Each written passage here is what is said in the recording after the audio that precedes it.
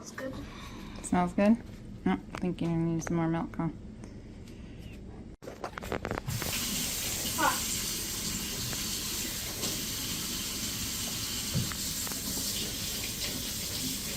Not a bajillion drops.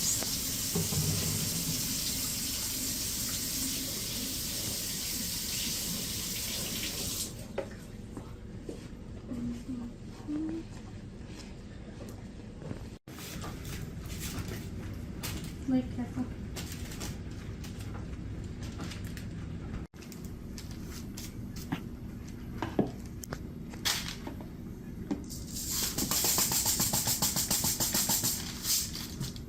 Look, are you gonna put sprinkles on it? Not yet. How does it taste? Something good. Any good? Okay, I gotta watch Rachel's frosting skills.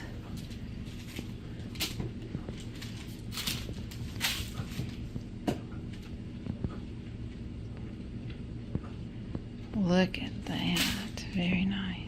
That's when we were ready. Okay, here we go.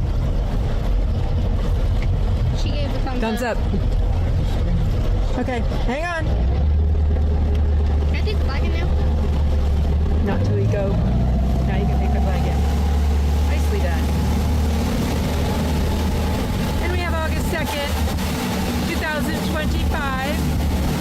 On the bouncy thing is us in the boat. And on the bouncy thing out of the boat is Bella and Kai. They elected to go first.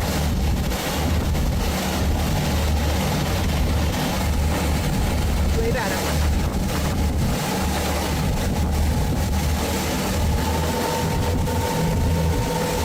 And here we have Rachel and Bella bouncing around while Papa turns the boat.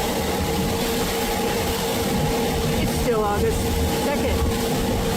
Hey, Saturday anyway.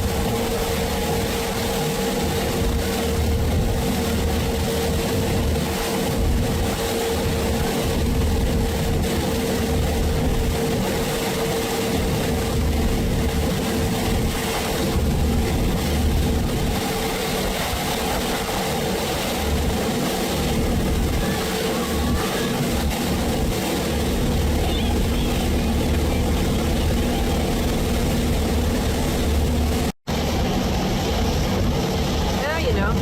It's still August 2nd.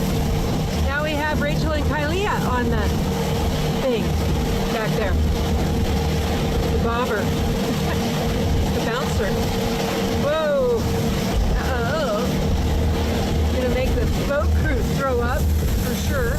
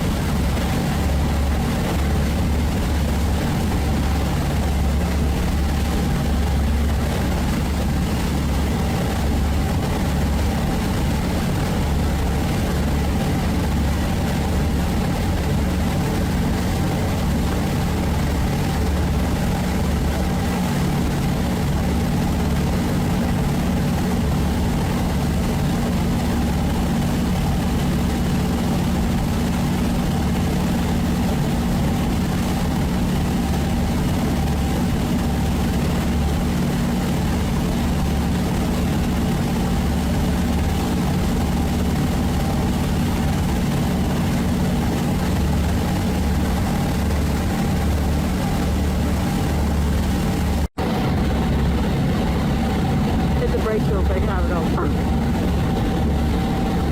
Oh, that's on video. Oh, look. How would you do? Hello? I got for it now. It looks like our arms are giving out. Arms are gonna get tired too. Yeah, I can see the pain. The suffering.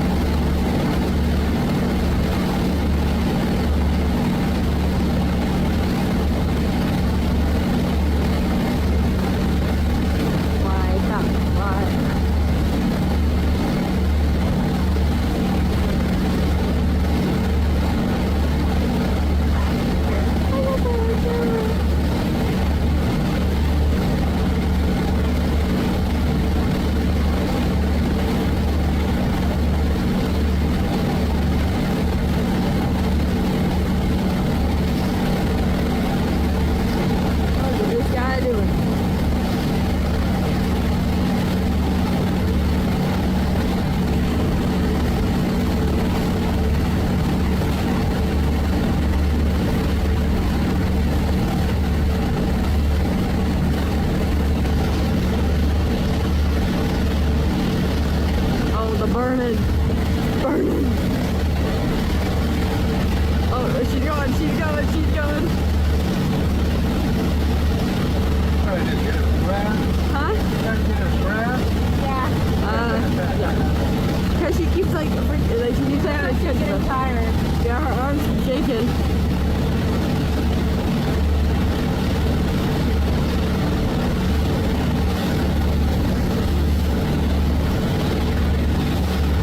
Oh, she's just too good.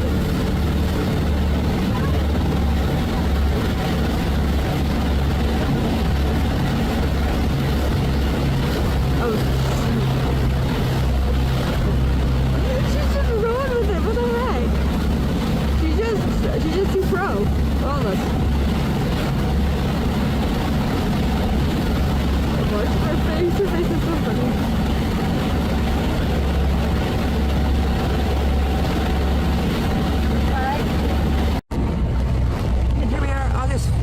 I don't know, 4th maybe? It's Sunday. Y'all figure it out. It's the 3rd. 2025. Or as those weird people say, 2020 plus 3. Or 4. Or 5. I don't know. Thank you! Woo, where'd they go? There they are.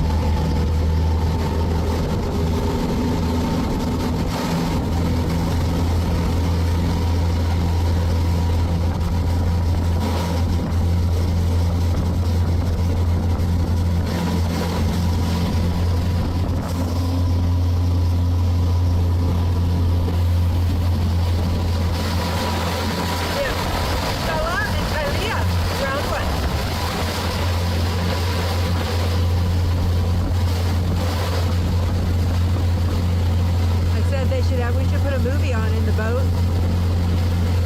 Casual. Here we go around. Whoa.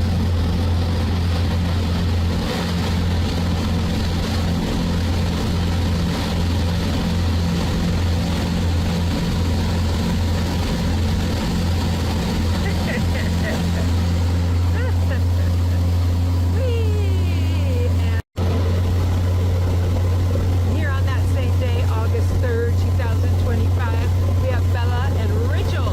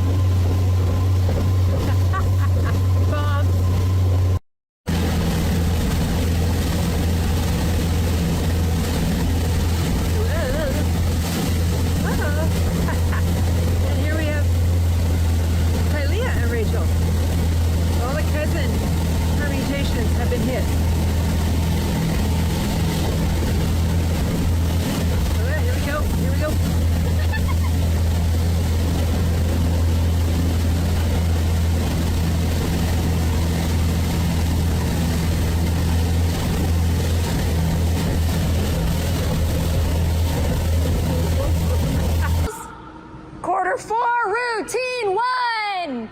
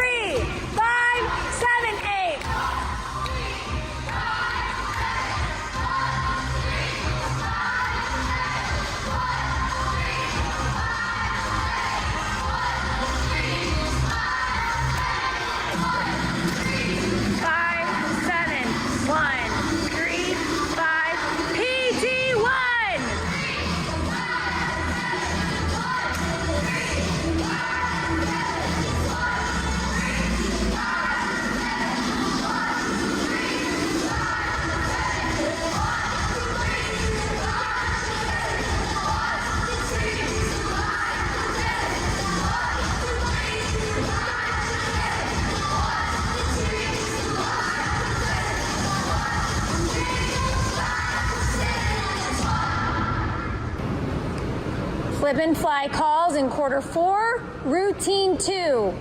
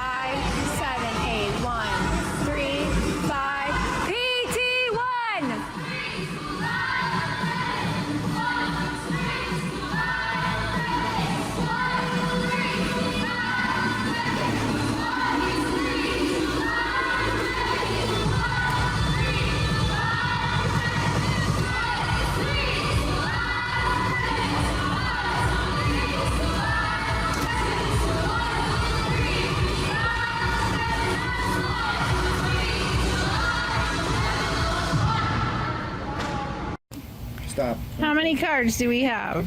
1, 2, 7. 3, 4, 5, 6, 7. What are you doing? I got more cards. Yeah, okay. Well, then it's harder for you to win. Well, I got more cards. Okay, what are you going to say? Hello. Where are you at? Red. Sixth grade orientation and you're red? Yeah? Hey guys, stop. Frantic. Where are we? I never get video. We're at one of my former places of employment. Former places. Videoing. Is this your first time in how many decades you aren't working? Oh, but that's a lot of decades.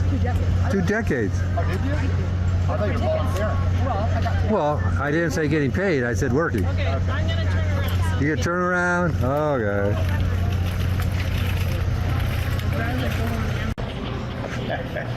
What do we have here?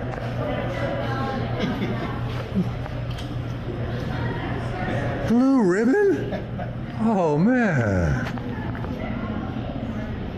Jeez. You're now famous in the county with your blue ribbon. That's cool.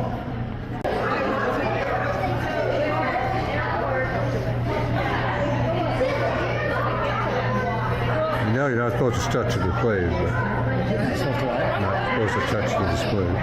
See, because I saw a picture. Wow! Of 2 blue ribbons in one family. Whoa!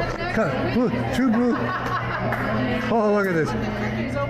Double blue ribbon family. You won blue ribbons at one of the top 10 fairs in the country. Whoa! So redneck we are. Man, you're gonna have to make a bigger house for the awards. Okay, so what are the purple?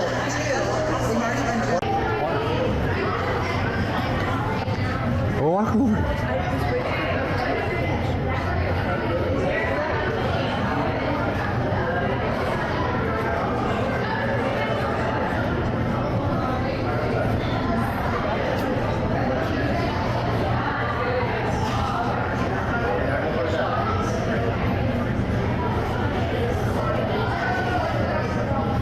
Wow.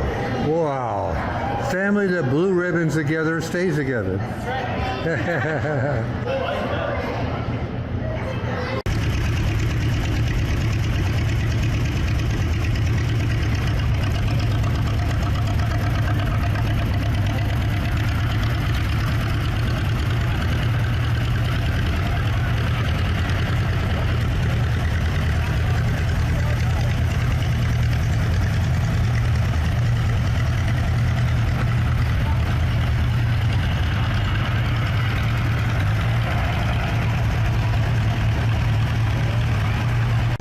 He doesn't know.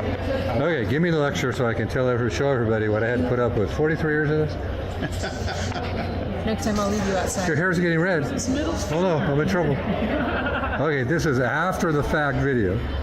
We can't do real time. There's Bella's entry. Who's entry? What did she get? It if you haven't been outside. What did she get? Taking pink tractor. I would take a pink tractor photos. Oh, there's her start. I'm in trouble again.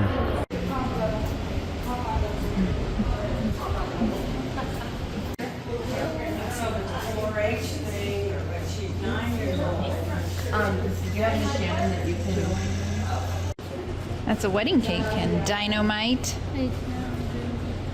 Oh, this is fun.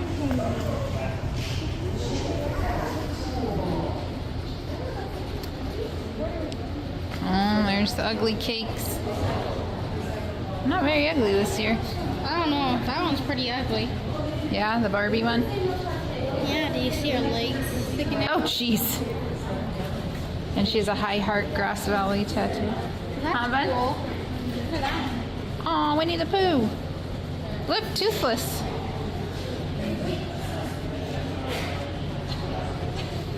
Winnie the Pooh got third. Oh, are these more ugly cakes? That literally just looks like a pile of trash. It's literally. Yeah, that's like second place. There's just a pile of trash. Where are the cookies? Around and around we go. Where are her cookies? Look, it's Mickey Mouse. She didn't recognize him. She didn't recognize her own cookies. Wow, look at that. That's cool. Look at all the tiny details in there. That's cool.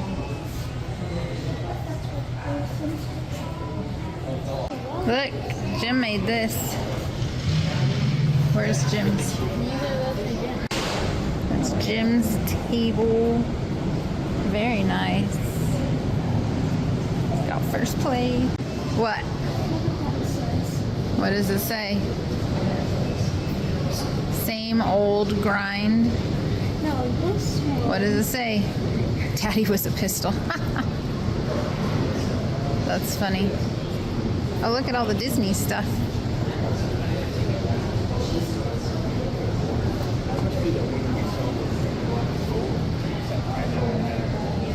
Cool.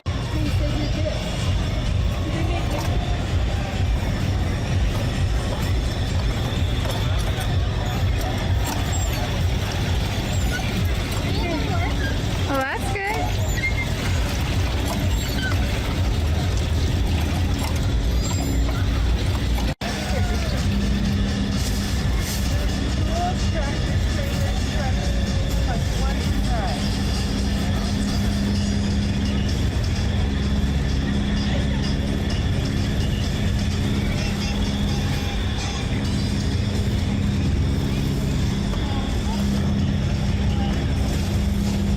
I always wanted to do this.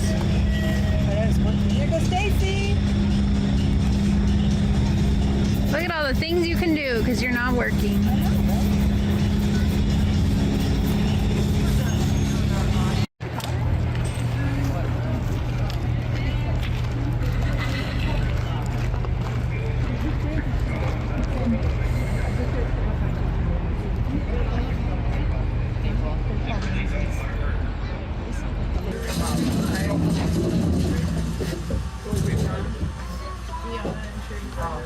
Okay, can we just wait like 2 seconds? I guess it's Ray ran out of his own bathroom.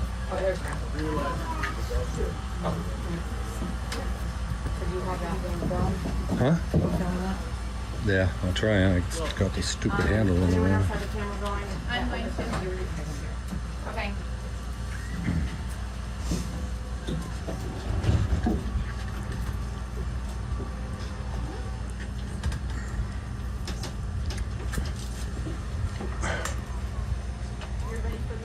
Yes. Okay, so all the great grandkids, so Chris, you can be part of it with her. And then Brittany, if you need any help too, and yeah, so they get, go ahead and whatever the great grandkids need help with now. All the great grandkids, Bella's and Aziz, make sure you know their names. So, yeah. Try to find a shade spot. You can stand right down here in the shade near me if you will. I don't see. You want to come closer? Or did the doves bother you? I just don't know if he's in the camera. Are you comfortable in the pantries?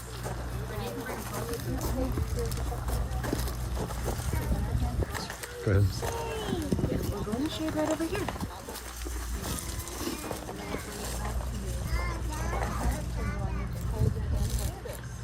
I'll place the dove in your hands and you put your thumbs up. Good.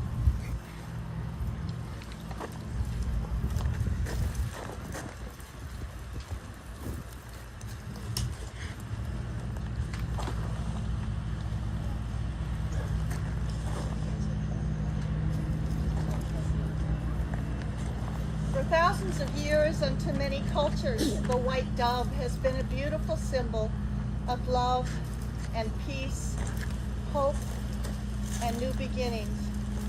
Our Bible refers to the white dove as a symbol of our eternal spirit, that part of us that never dies. Psalms 55 verse 6 reads, "Oh, that I had wings of a dove, for then would I fly away and be at rest." Today, in remembrance of Stephen, we will release this pure white dove. It will be followed by a flock of doves, which represent angels, that will surround him with their goodness as they escort him home. So it's Donald, anyways, Donald. Donald, isn't that what I said? No, it's Stephen. That's okay. That's all right. I'm so sorry. That's my husband's name, too. Oh. It is said that if you whisper your words to a white dove and then release it, it will carry those words to heaven. As the dove rise up into the sky toward home, send with them your love.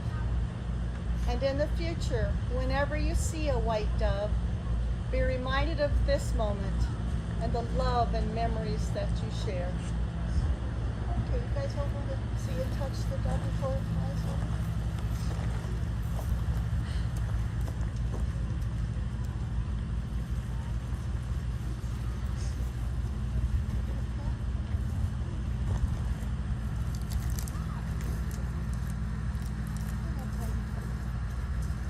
You want a cat? You want to get the cat? Here you go.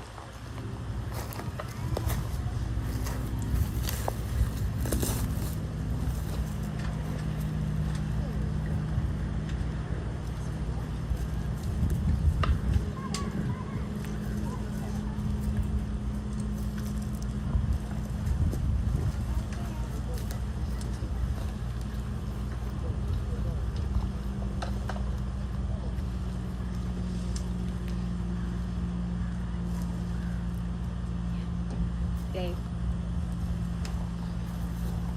Sir. I have one next, so I don't know.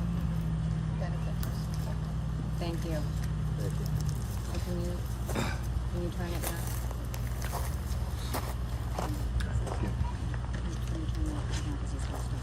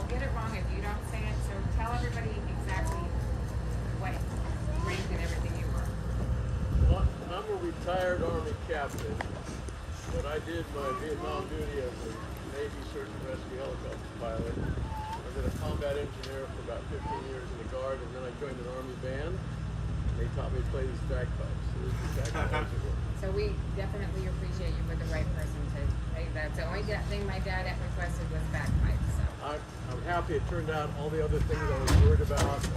Kind of that we had to postpone the other stuff, and the neighbors was watching the door from the sound. I mean, it's like everything went together just fine. And I'm glad because there's a half a dozen pipers up in Nevada City, and for some reason They never leave Nevada City. They don't leave Missouri. They don't do anything except, I don't know what the deal is.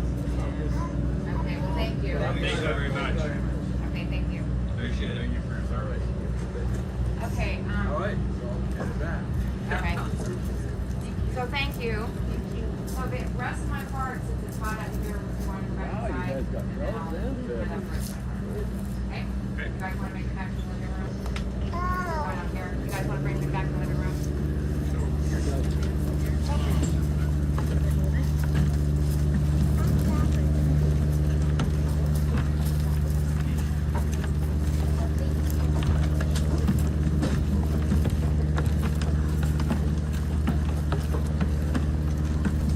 I can't not stick my tongue out. Grandpa would be very sad.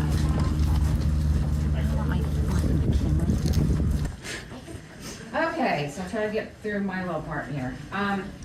So I don't know if many of you knew Grandpa was a coin collector, and he collected a lot of quarters. So what he and I talked about was for each grandchild, so that's 7 of you, I just randomly divided it out, and all I'm asking is that you don't just go spend it, because you might have the lucky quarter that actually potentially could be worth a lot of money. So my dad was expressing, because he's been collecting forever, that potentially more than one could be worth a lot of money. So everybody got a random. So what was interesting this week is I was trying to figure out how to give it without being in a baggie, so it was a little bit less tacky. And all of a sudden I decided to give it in a Campbell soup can. Wow. Then I go to put them together, and guess how Grandpa collected them? In a Campbell soup can. So your cans don't look exactly like that, but that's what he did. So I was able to put your money, your collectible money, in a can and keep the container so that you won't drop it. So it's actually a little safe. And so all your little quarters are in your own little safe, so that, anyway, so you can put it however you want. So anyway, so what we decided to do is every grandchild gets quarters. The dam is in your bag. And Chris. So keep the family posted. If anybody has You see, I'm retiring. if you have the retirement quarter. Yeah, don't clean them. Now here's my last Thanks part. for the tip. Okay, so. God, now I'm gonna lose it. So pretty much most of you know that we talk about my mom and the hummingbird, and all of us have our own little stories that we see her and whatever. My dad, his last week, decided on his own that he was gonna come back as a bluebird. And I even said to him, Dad, does a bluebird get along with the hummingbird? But he didn't care. He was coming back as a bluebird. So what I found for all the great-grandkids and the grandchildren was your own little spirit bluebird to do whatever you'd like to do with it and to hang. So everyone's getting their own bluebird in honor of my dad. So that's what it's gonna look like. So you see the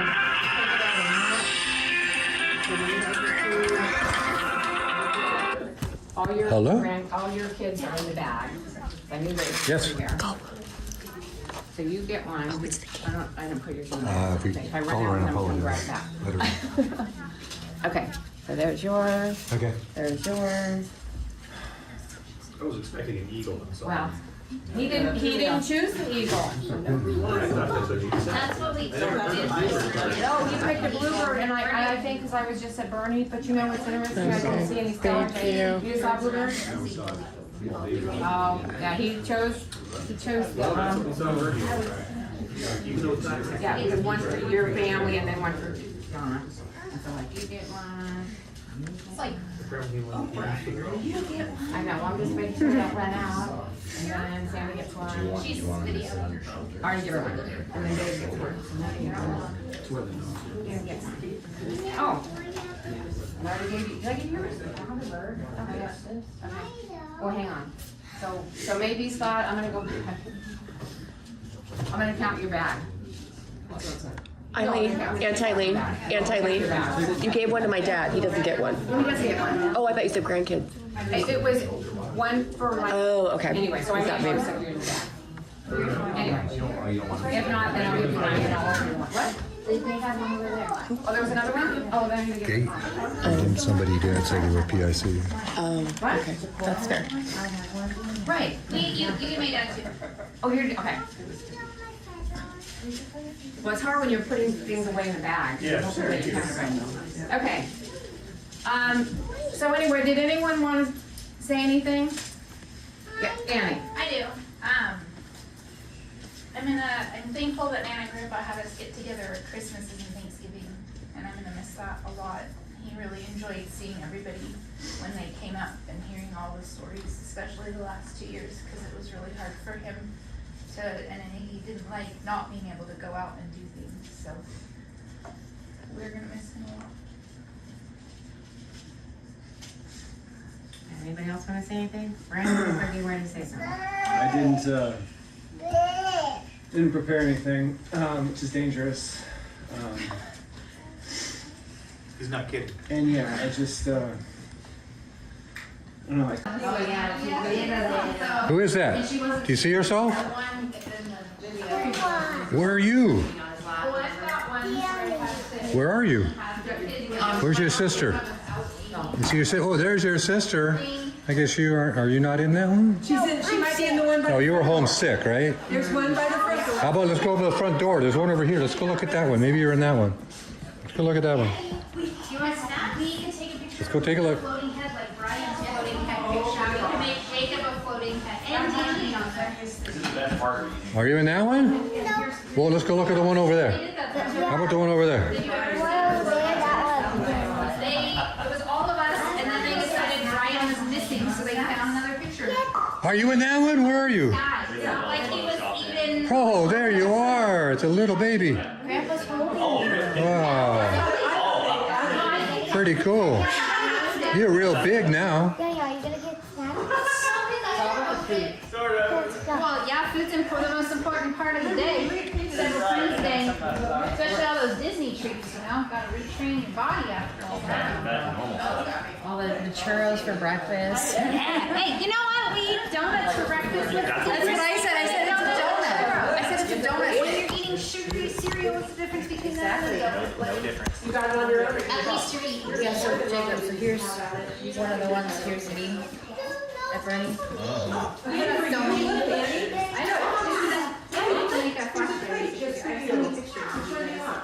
Yeah. Okay. Do you need Bella to help you? Gosh, look at. You need some Bella help her? I was like, Bella, can you help her? She looks like Grandpa's room. when Luke walked in there, he was empty now. It's weird.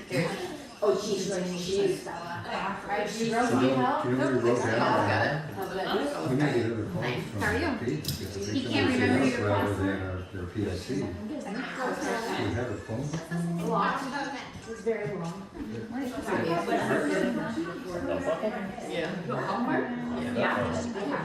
Oh wait, we got to change the scene. When she said that, when everybody was looking at, because I was with the way I had the video, I'm like, trying not to laugh, but like all eyes are looking at me. All I can think was. Yeah, well, it's okay. I didn't know he collected coins, so apparently, oh, he got that. Do you need more? Is that everything? Here, maybe. Yeah, perfect. Here. I held it in, not to laugh. There's treats too. I see cookies. There you go. How's that? I see cookies too. You lead the way. I'll follow you. Look at her eyes. Chocolate chip. There's sugar cookies. There's brown one. Do you want a chocolate chip or do you want a fruity one? There's frosty ones. Do you want one of the butterflies? Well, you pick it. Here, can you touch it? You gotta take it. Yeah, that's You the one right touched there. it. Oh yeah, you know what we used to do? I licked them all before I brought them up here. You know what we used to do? Jack and I would look at each other and go. Three of them all. Alright, where you gonna sit, girl? Dad didn't like that much. Oh. It's nice in here. There you go. Oh yeah. Hi, Luke. Where are you gonna sit, girl? You gonna sit on the couch? Not right there. You're gonna sit on the couch? Yummy. Will you have some watermelon? Take some over here. Well, we gotta put CC the rent thing. I gotta get. Sit on the couch. I'll go get it. Okay. Okay. I'm hoping it's Sit on the couch. Let's have the. Oh, it's Jim and Linda. Make it over This is here. where we am.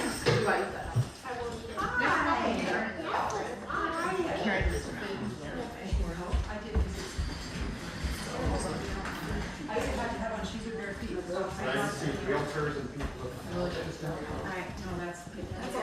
We ate all those food, okay? Right there for a minute. You damaged your children. You're a factor, Robert. So I'm serious. So long. Hey, oh, listen, she's growing. Right? I know. Jacob is out here. 14. Wow. 14. Yeah. They're both 14. Yeah. You like that much better.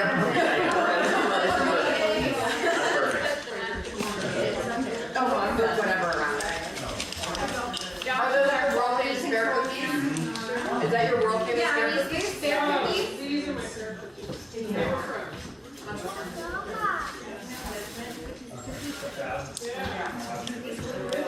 I was asking him about, all the stuff. Yeah, it's all. I wonder if Barbara can. See if she has one.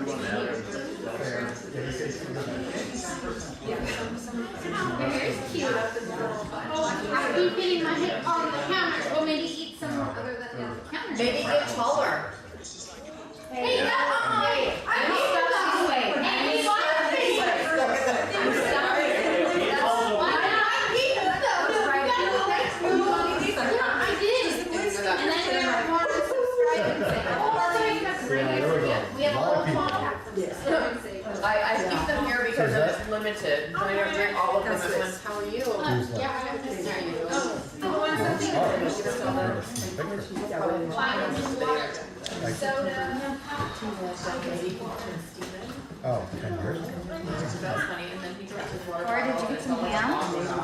And then my dad got his own ball. Oh, that's your water bottle? I thought it was no. Did you answer? No, I was like, Just like videotaping and like getting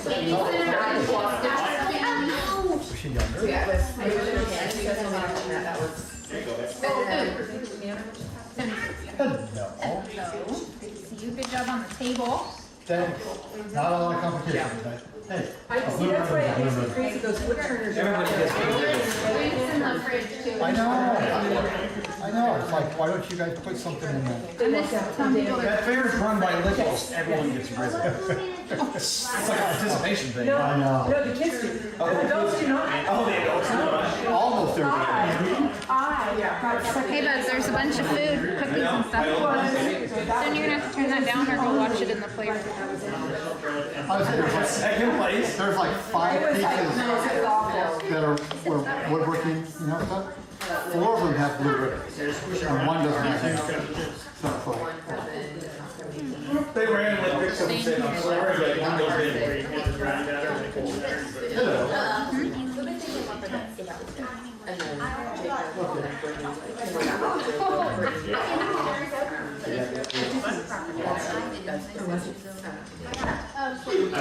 then I've been since like 2014. It's June. I feel like I will never. so I guess. And then she's No, I was in that, remember? I saw local violence.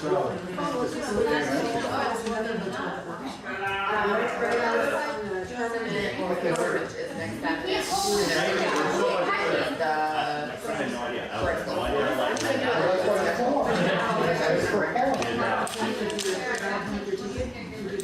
Should they do that? I'll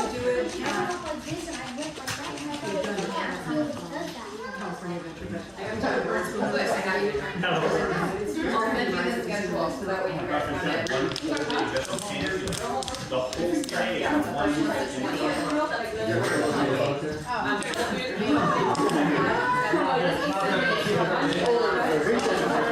Somebody's coming in. No,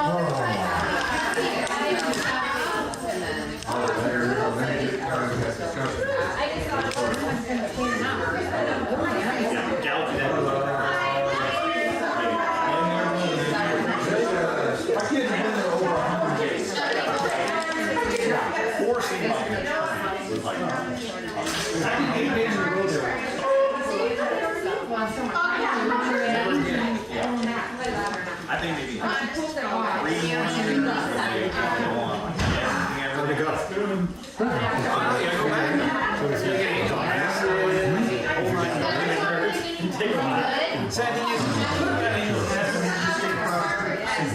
I'm not totally cremated.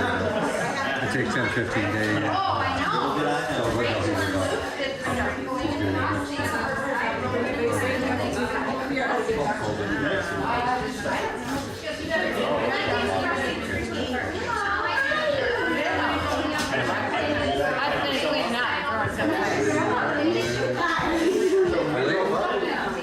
Fantastic job. So you haven't got it yet? I know, they're so screwed up. Well, I went to give. It's better when it's not all hot.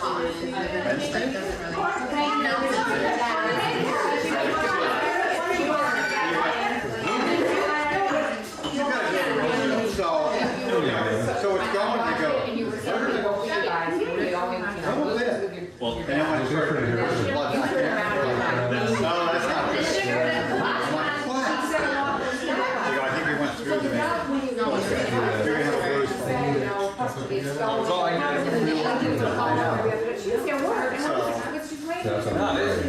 I got the code where you can donate every Monday. Let's see. 7 p.m. watching the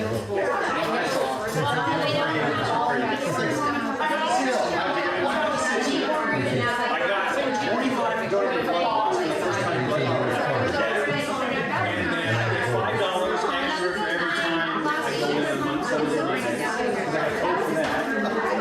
I signed up like 20 years ago. I think I can go in there. So one extra $30. I can sign you up right now. That's the code.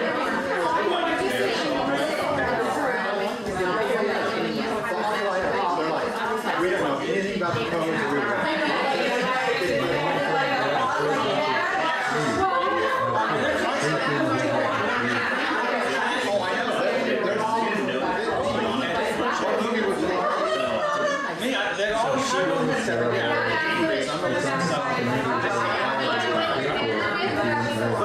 There's too much. You do a double, you do a single, and then you do a play.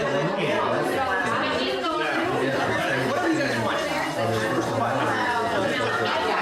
So I got an appointment a week for 15 because I've got $40 worth of points. You save up to $100. It's a little less for the point. You save a little bit. So I'm like, well, why not just get every 100? It makes sense. I'm casting on that point. Yeah, they said, don't come back.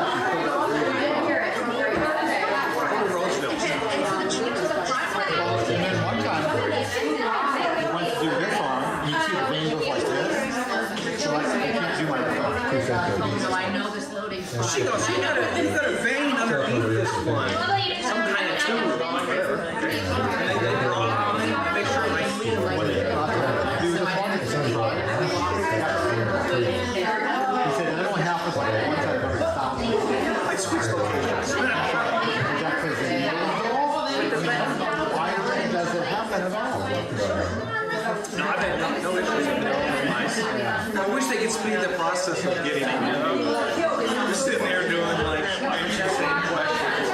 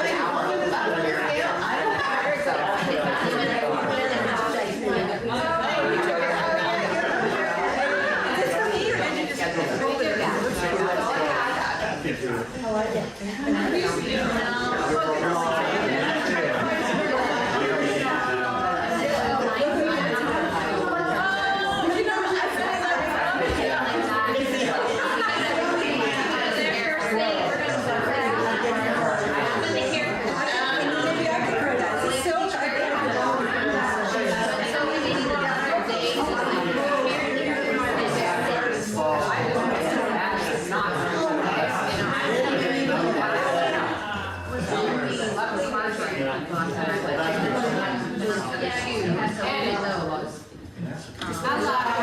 recognize your own breast now. You really like the cars after. Come on, chill. I hear you. And then she's like, oh my God.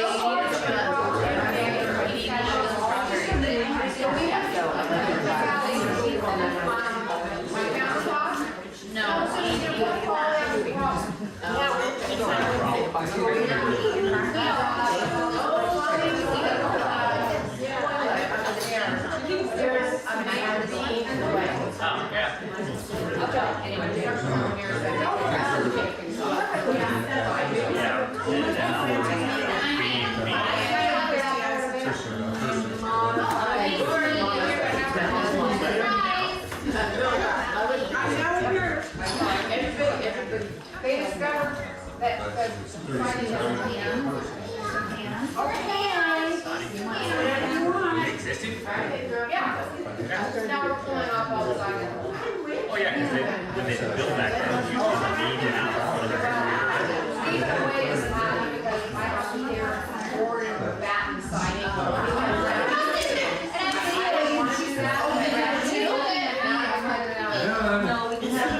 Like better long term. It's like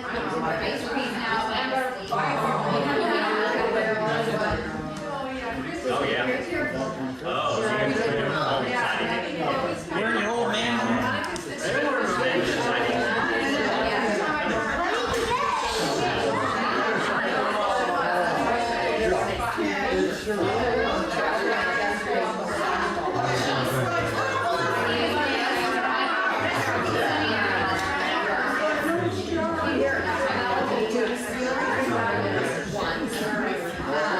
I said sit up.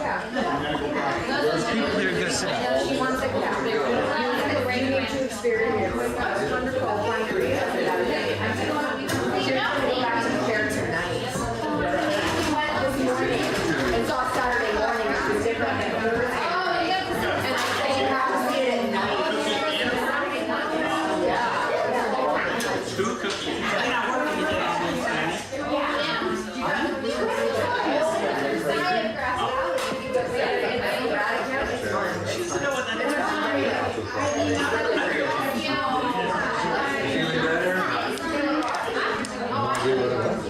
Did it taste good? Howdy. What's with this duck stand being more expensive?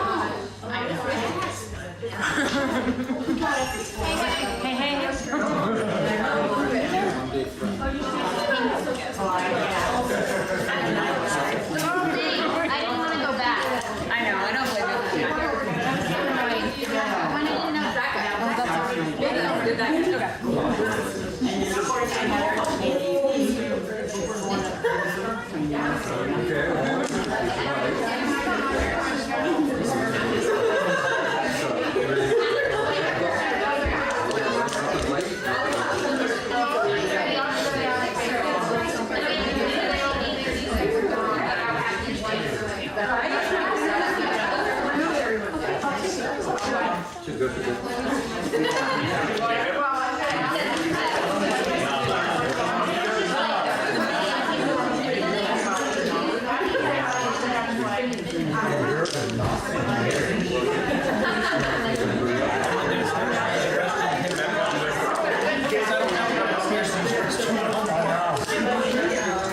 Kids have the room back.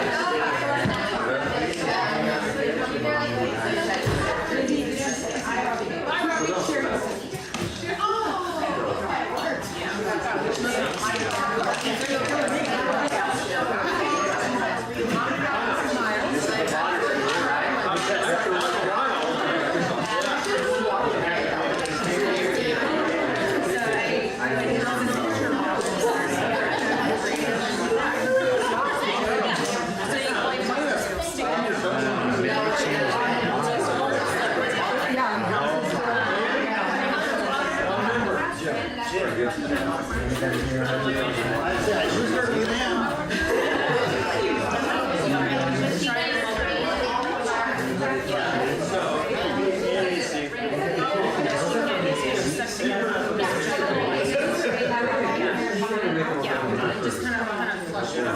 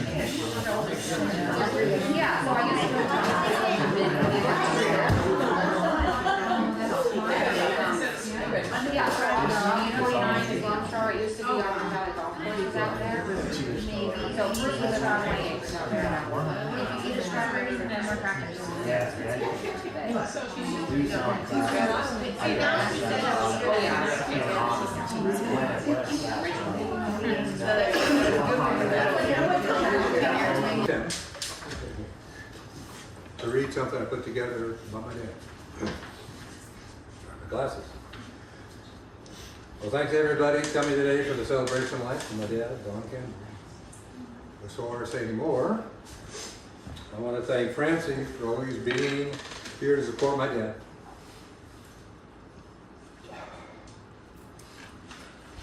Never could have done the last 2 years of that. I also want to thank Eileen. 10 years ago, she moved up to LOP to help my mom with ALS. When she died, if Eileen had not been here with my dad full time, he would not have made it. During the last 2 years, Eileen was either FaceTime or come over and visit basically every day, which meant more than I think she'll know. My dad was born on January 24th, 1937. From what I've heard, which some people have commented on, he's admitted he was a pretty wild childhood back there. His passion as a kid was amateur radio. Started at 14 years old. He just got a lifetime, or not lifetime, but 70 years in the AARL. Award just came in here for being in amateur radio. My dad was very proud of both a grandkid and a great-grandkid that have got their ham license. So where are they? They're back there. So he was very, very proud that we got them to do that. My mom and dad met at Kings Beach, which you saw a picture in there. And basically told him either he needed to straighten up or he could take a hike. So I hear from the pressure, he had some offers to go to college paid for, and he turned that down. So neither of my parents went to college. They proceeded to get married at 17 and 19. And 9 months later I came along. My mom was 18, my dad was 20. My brother came 15 months later, and my sister came 4 years later. So from my perspective of things, before this, I guess mom would have been 23, whatever. My whole relativity of life, having parents that young, is totally skewed from so many other people. When I have parents and a lot of others with grandparents. So anyway, but that's, both my parents, again, didn't go to college. There were 3 kids. Do you share later that mom did go to college? Well, it was With three kids, she went to college. You took her 7 years. Well, this is about dad. So anyway, I got dad. So You made it sound like nobody went to no, college. my mom. Well, people have known me for a while. 2 of us are doers in the family. One procrastinator and 2 doers. My dad was a procrastinator. He got from my mom, the doer, Eileen and I. So she went off to college, 3 kids, got her degree. So again, those are the kind of things there. Because they got married early, there was never money in the family. So we got brought up with no money. So we'd have people in the neighborhood, the kids would get a brand new bicycle. My dad go find something free and paint it up and fix it. So as you saw the Mr. Fix-It and stuff, his whole life he was brought in fixing things, because there never was money to do. Another one is my dad was always learning and growing, so he taught electronics at our junior college. Again, without a college degree, which was interesting. So I'd go to the school with him and help him with the experiments, getting them put together for all the students. My dad worked 40 years at the Lawrence Livermore Laboratory. He started as a technician, but he was always learning, he was always growing, he was always doing things. He was able to have the physicists give him technical tests, which I remember him reading in the back of the car at football games, because my mom was a big sports fan. And he ended up getting a certificate, or recognized as an engineer at the lab by the physicists. So again, it was amazing there. With my mom and dad, their big value, again, I think you saw pretty much through the slides, was family was number one. Number two, number three, it was keeping us busy. I was pretty busy as a kid.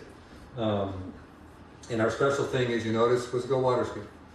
So we started with a wood boat at Clear Lake, went to that tri-hole we had for years. It took every penny he had saved and more from teaching. And that's always we go. And you can see, here we are. Unfortunately, my little ones don't like to ski as much, but anyway. So we'd go 1 or 2 weeks at Burning Falls, which was camping with the bugs. My mom would be down at the beach. We'd always be at the beach going. So again, the big thing is always keeping us busy as family. My dad loved the grandkids and great grandkids. I think you saw one picture. We had 5 generations in there, so that was pretty special. One of the special things my dad did 40 years ago is every Christmas he would interview each grandkid and great grandkid. So we have 40 years of Christmas Christmas interviews. That was, it's really neat to see each of the kids when you tie them together. They're this big and now. So again, that's something which CC can relate to as we transfer 4080 to VHS tape for the family. Don't mention it. Take 38. Yeah, we didn't finish on that. And now, obviously, with him gone, we handed it off last Christmas. But now it's me to keep that tradition going, so that's going to be interesting. When my parents retired, they purchased a house 30 years ago up above, which you saw the picture up there. It was only 2 bedrooms. So again, as you kind of saw a picture of our house in Livermore, remodeled it. Added 2-bedroom stuff I helped to work on. So he was always mechanical, designing all the things, just amazing. After my mom died of ALS 10 years ago, everybody in the family rallied around and supported him. Again, started with my sister for the first couple of weeks. I've had lunch with my dad every day for 10 years. And before COVID, somebody in the family went out to dinner with him 7 days a week. So, the goal was to keep him busy since he wanted to stay by himself. But we all came around. When he fell twice, the ER told him that he could not live by himself anymore. So again, we had the house remodeled. Francie was game. We had a room up here we could do for him. So, we were lucky to have him be able to come in. Over the last 2 years, he had Parkinson's. He had heart stuff and everything else, but Parkinson's slowly took its toll on him. So at the end there, he wasn't basically able to speak, able to walk. But he never got upset, even as his dignity was taken away.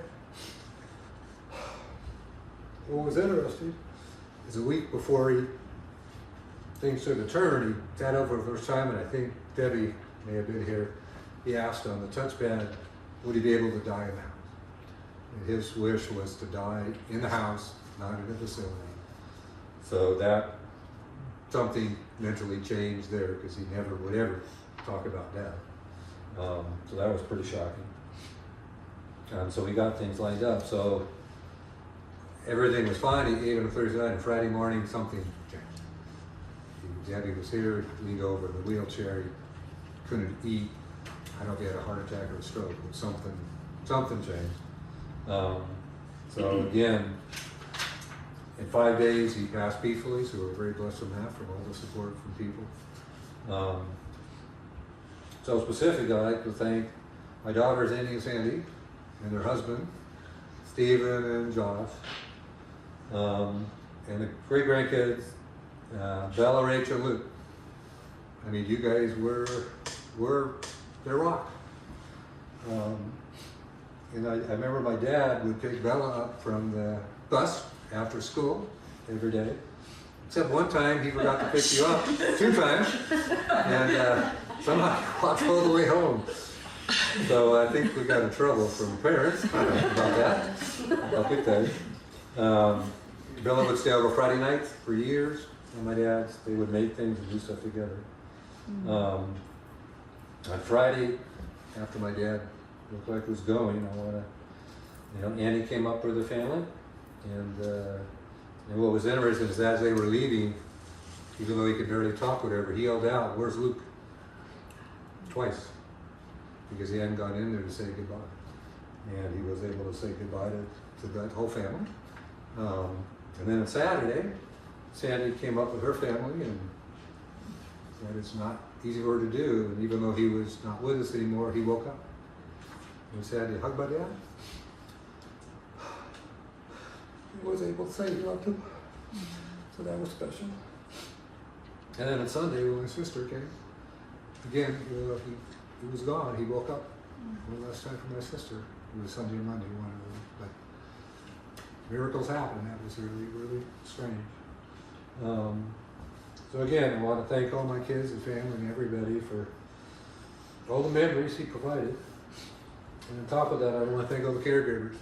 I mean, all the people, both from hospice and the PIC helpers, could not have, had anything better in terms of what his wishes were to go through and do things. So again, I thank you guys all personally for the memories and stuff. You guys are part of family for as long as you've been around. So, oh yeah, that was mine. Thank you. So, no pressure, but if anybody else wants to come up and say something about my dad, it would be appreciated. But. I'm not going to say anything all over. Well, after. I can do it from here, right? Yeah. Well, here, I apologize. You got to come and look at the camera. Oh, man. I Well, I got want to it. have this for the Oh, it's free. Cece, I've got I'm it. teasing you. I'm teasing you. Camera move to you. You're not going to stand for so long. Yeah, you're right there. It's good. Okay. Right there. It's good. All right. So, first time I met Mr. Campbell, Donald Campbell, I always called him Donald because I could never say Don out of respect. It's the full name. And I told him when I was going to bathe him, I said, I'm used to putting music on for patients, to kind of help them kind of get comfortable and stuff. And he told me that when he worked in the office, in the lab, they could not talk, they could not have any music, nothing. It had to be completely silent. I said, well, I can't guarantee you I'll be quiet completely all the way, I said, but I'll do my best. Where's Francie? Were we ever quiet? No. It was like, it never happened, it didn't last. And every single time I would come and I would take care of him, help him with his bathing and stuff, we were always talking, and he would tell me, I'd say, how are you doing? He's a lot better now that you're here. Did you tell the nurse how you're doing? No, she's not privy to see that area. I'm like, okay, well, when you don't tell her and I see, I have to tell her. I go, I'm the second set of eyes for them. He's like, I know. And I would tell him I loved him when I left. He was like a father figure for me. Before I went to Nigeria to get married, he spoke with my husband and gave us his blessing for me to go, which my dad didn't do. So and he always would ask me how he was doing and everything. So he has a big piece of my heart here. And then on that Friday, before everything happened, and he was in the bed, in the room, I told him, I said, okay, this is the last time you say thank you, I love you and everything. And as I was leaving the room, I love you. And he said that, so I was like, okay, but now I gotta back up. So a week before he passed away, he had told me that he remembers going to, he said he'd go to the Bay Area, they'd go to a ball game, him and his wife, and then they would go and get lobster rolls. And I didn't know what it was, and he explained it to me, and I was like, oh, okay. I said, well, just wait and see if we figure something out. I looked at the recipe, there was no way. I don't have time to do it. I asked Francie, was it gonna happen? So I asked Christy, thank you. I asked Christy, and she reminded me about the lobster truck. So contacted the lobster truck. She helped me look it all up and everything, and so I was like, okay, we figured out where they were going to be. I saw 3 patients that day. I hurried up, went to the lobster truck, picked it up, and then I brought it to him, and I was able to feed it to him, and he was happy. It was a really good experience, because I told him, I said, you know, if this is one of the last meals that you're gonna eat, I would like it to be something that I know you're gonna enjoy. And he did. He was chowing down that lobster. really, really, really good. So it was really good. It was a blessing. I remember he'd say he loved it when me and Debbie were together, because she would help me do the bathing with him. We would split it up. Francie would sit out here and she could hear everything. We were talking, laughing, giggling, everything. He told us about the song Roll Me Over and the Clover, all kinds of stuff. So it was like in his early days. Yeah, he said someone gave him a whole bunch of records, and that had that, and he said it was in the house somewhere. And that was one of them. He said, it's kind of dirty, but it's funny. And I was like, oh, hold on, let me get my thing. So I pulled it up. I go, is it this one? So we were sitting there, and she was singing it like crazy. But it was, yeah. So it was good memories. Thank you for allowing us to be part of your family during that time and forever. You know, I thank you. All of you have made a big piece in my heart, and I appreciate everything. I'm so honored to have been able to help him and help you. We're honored to have you with us. Thank you very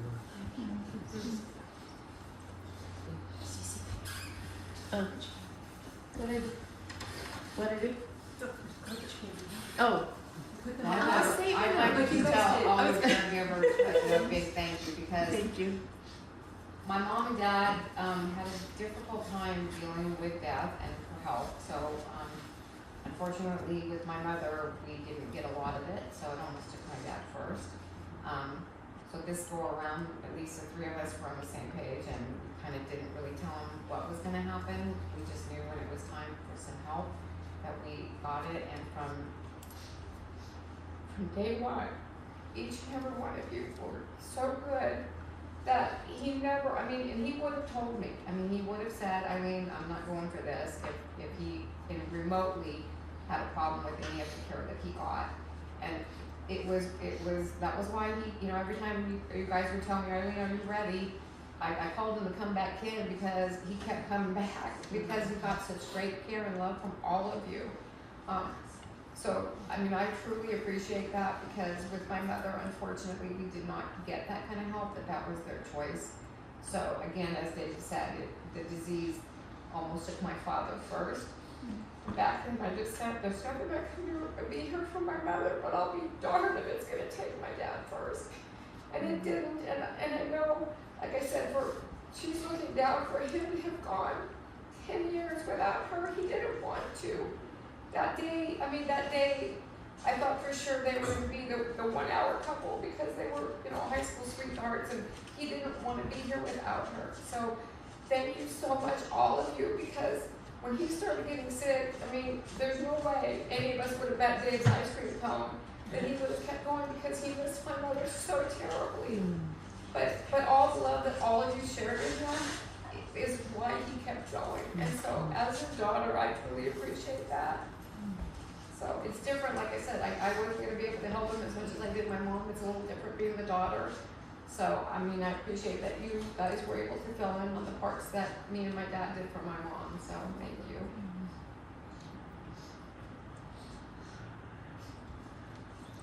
Okay, so,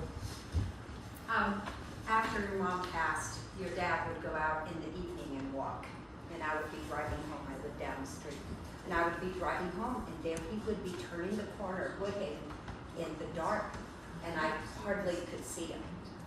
So I scolded him, and I said, "You need to be safe out here, because we just don't see you." So I bought him a lightweight fluorescent vest. It was white. It wasn't one of those orange ones. And it had little straps, little elastic on the side. And he wore that vest every time he went walking after that. And then I could see him. you know. And when Eileen moved away and wasn't a bocce ball captain anymore, Don joined our bocce ball team. And he had some really good games and really enjoyed it. Well, I'm going to say thank you for taking him when I did move out of the community, because unbeknownst to me, the athletic one in the family was my mother. My dad, not as much as she was, because she was the athletic one. And I'll be darned if my dad, I'm sorry, but I'm going to brag about him, he was one heck of a bocce player.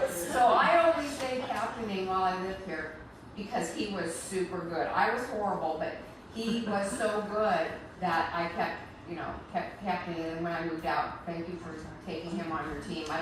The picture went by so fast, people couldn't even see that we did have one bocce picture in there. But and then what was funny is that my mom was the game player, my dad was not. So when she passed away, I actually took him to the clubhouse for the bunco, and I had to stop taking him because they call it terms of endearment. The women were being vultures on my dad. So I just decided it wasn't very safe for me to be taking my dad to that bunco anymore, because it was like, yes, he's a very sweet man. Yeah, let's go. You know? So yeah, it was funny because he wasn't a game player, but he actually liked playing over there. But I appreciate, like I said, that you kept him for bocce because he was good. It was neat to see the pictures of your. Wait a minute, he's got long hair. Right here, he's got hair. Well, Well, did you ever see it? So basically, my dad had no hair here, and so what do you call it, man?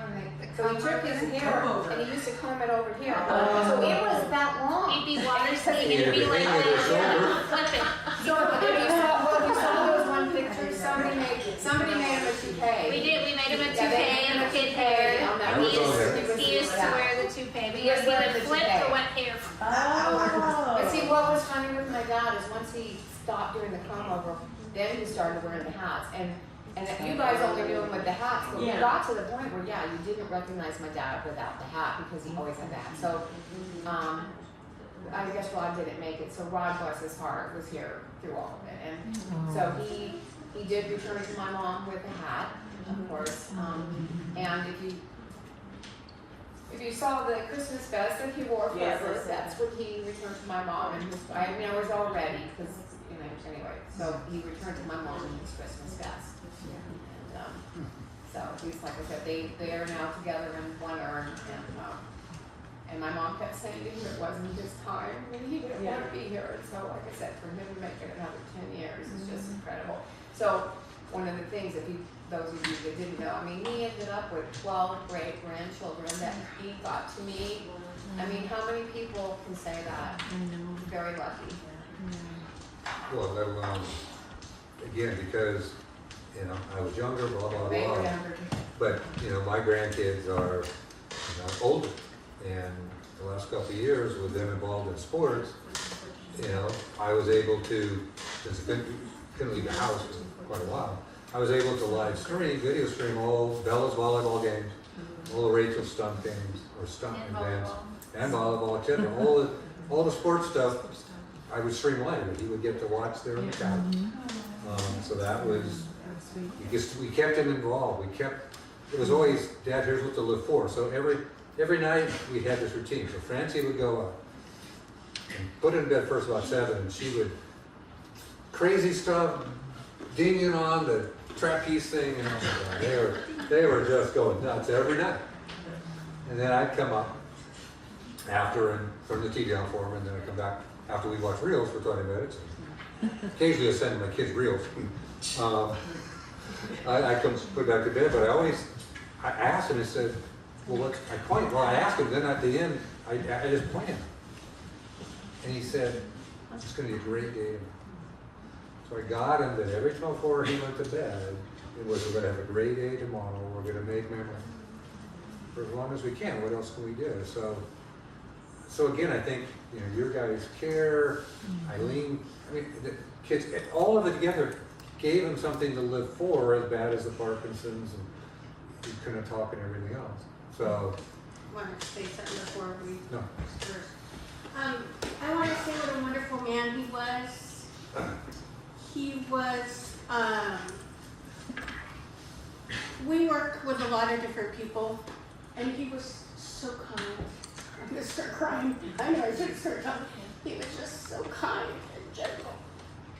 And we get a lot of people. We don't get them like that. And he also always tried to be better, which a lot of people, they just you know. And I know it has a lot to do with all you guys giving him all that love. But I don't I gotta stop. I have a meeting today.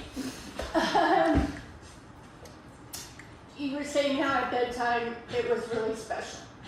Well, he would get really clear. He wouldn't say a word all day. And then at bedtime, he'd start say sentences that were really clear and, really thoughtful. He was always complimented me and made me say how thankful he was. Well, but see, that's if you knew my dad as long as obviously we did our whole lives, our mom, he was a very quiet person. So, to have the relationships that you're sharing, the silliness and stuff, you guys brought that out in him because that really wasn't my dad. We would get him laughing. And that's what I really appreciate because and he had such a pretty smile. Yeah, he was very quiet, he was very shy, and so when my mother passed away, because my mom was the rock of the family, she was the one that planned everything, and he just went along for the ride. That's why they had the perfect marriage, because he just went along. But when she passed away, I mean, it was very difficult for him because he's not. I didn't realize that about him until she was gone, how introverted he really was. I mean, he was very quiet and stuff, and we, because he was always doing family things, he could do that. But as far as other people, that's why there's no way. When he first was figuring out what we had going on with him, he looked at me, and all I said to him was, look, the three of us are on the same page, which doesn't happen very often, so that stopped him in his tracks, because if me, Dave, and Scott agree on anything, then it has to be the right way to go. But like I said, for you to be sharing any silliness or him getting to, express himself, and that was really tough for him. He was a very quiet person. So he would laugh when I would clean him, and I was cleaning his hair area. Sorry, Donald, that I was mentioning this. I said, but I'd be like over here looking at everything because I have to check it. And I'm like, hey. I go, did you ever think you were going to have these women going over you like this? I go, we put one on each side in places that people don't go all the time. But he wouldn't massage. He never even went for massages. Yeah, you were doing it. Really laugh and everything, but I have one more thing. I think it was a week or maybe two before he died. I was bending down, and I'm big, and trying to get everything down there and get his clothes off, and he goes, I was lucky when I got you. And I just want to leave it on. I was lucky when I got him, and I'll never forget it. It's also interesting as we were doing some of these. Again, toward the end, he was whatever. So my thing is, he'd be sitting there on the thing without his shoes on. Yeah. So I would always kind of come in to see how he's doing, and I start tickling the bottom of his feet. And we occasionally would get the grin, like, you're back with us and stuff. Because he didn't smile very often, so that was again a little something that it was always, okay, I'm going to see how he's doing. Tickle his feet a little bit, see if I could get him engaged. See, I see it. He smiled all the time. I was going to say, God smiled all the time. But I was a good little sister. Well, again. I was a good one. And we went bowling with the kids, and Rachel and Bella stayed the night all the time together at Grandpa's house. We always loved hearing what everybody was doing. And all the caregivers have been a blessing. Just when he came here, then I had to start worrying about my parents because I couldn't have them doing all those things because they didn't know what to do. We didn't know what to do. If you guys hadn't come along, I don't think he would have lasted as long as he did. So you guys, not only did you take care of him, you took care of my parents, you took care of us, you guys were always so welcoming and talked, and I mean, it was like we were walking in the, it didn't feel like we were walking in the house with strangers, because at first I was like, oh my gosh, this is gonna be weird, like different people are gonna be here for Christmas, and, you know, all our holidays, you know, and it's different, and it's not at my mama's house anymore, and it's here, and now grandpa's here, and now there's here, so it was a lot of different new things, and you guys just made it so easy for us. I told him he needed a caregiver for ITP, so he'd got somebody hang out with him every day, you know? When you have somebody here, I mean, you guys have been here 12 hours every day for over however, it feels like forever. I mean, I feel like you guys have all just been a part of the family, and when he passed, how can we help you?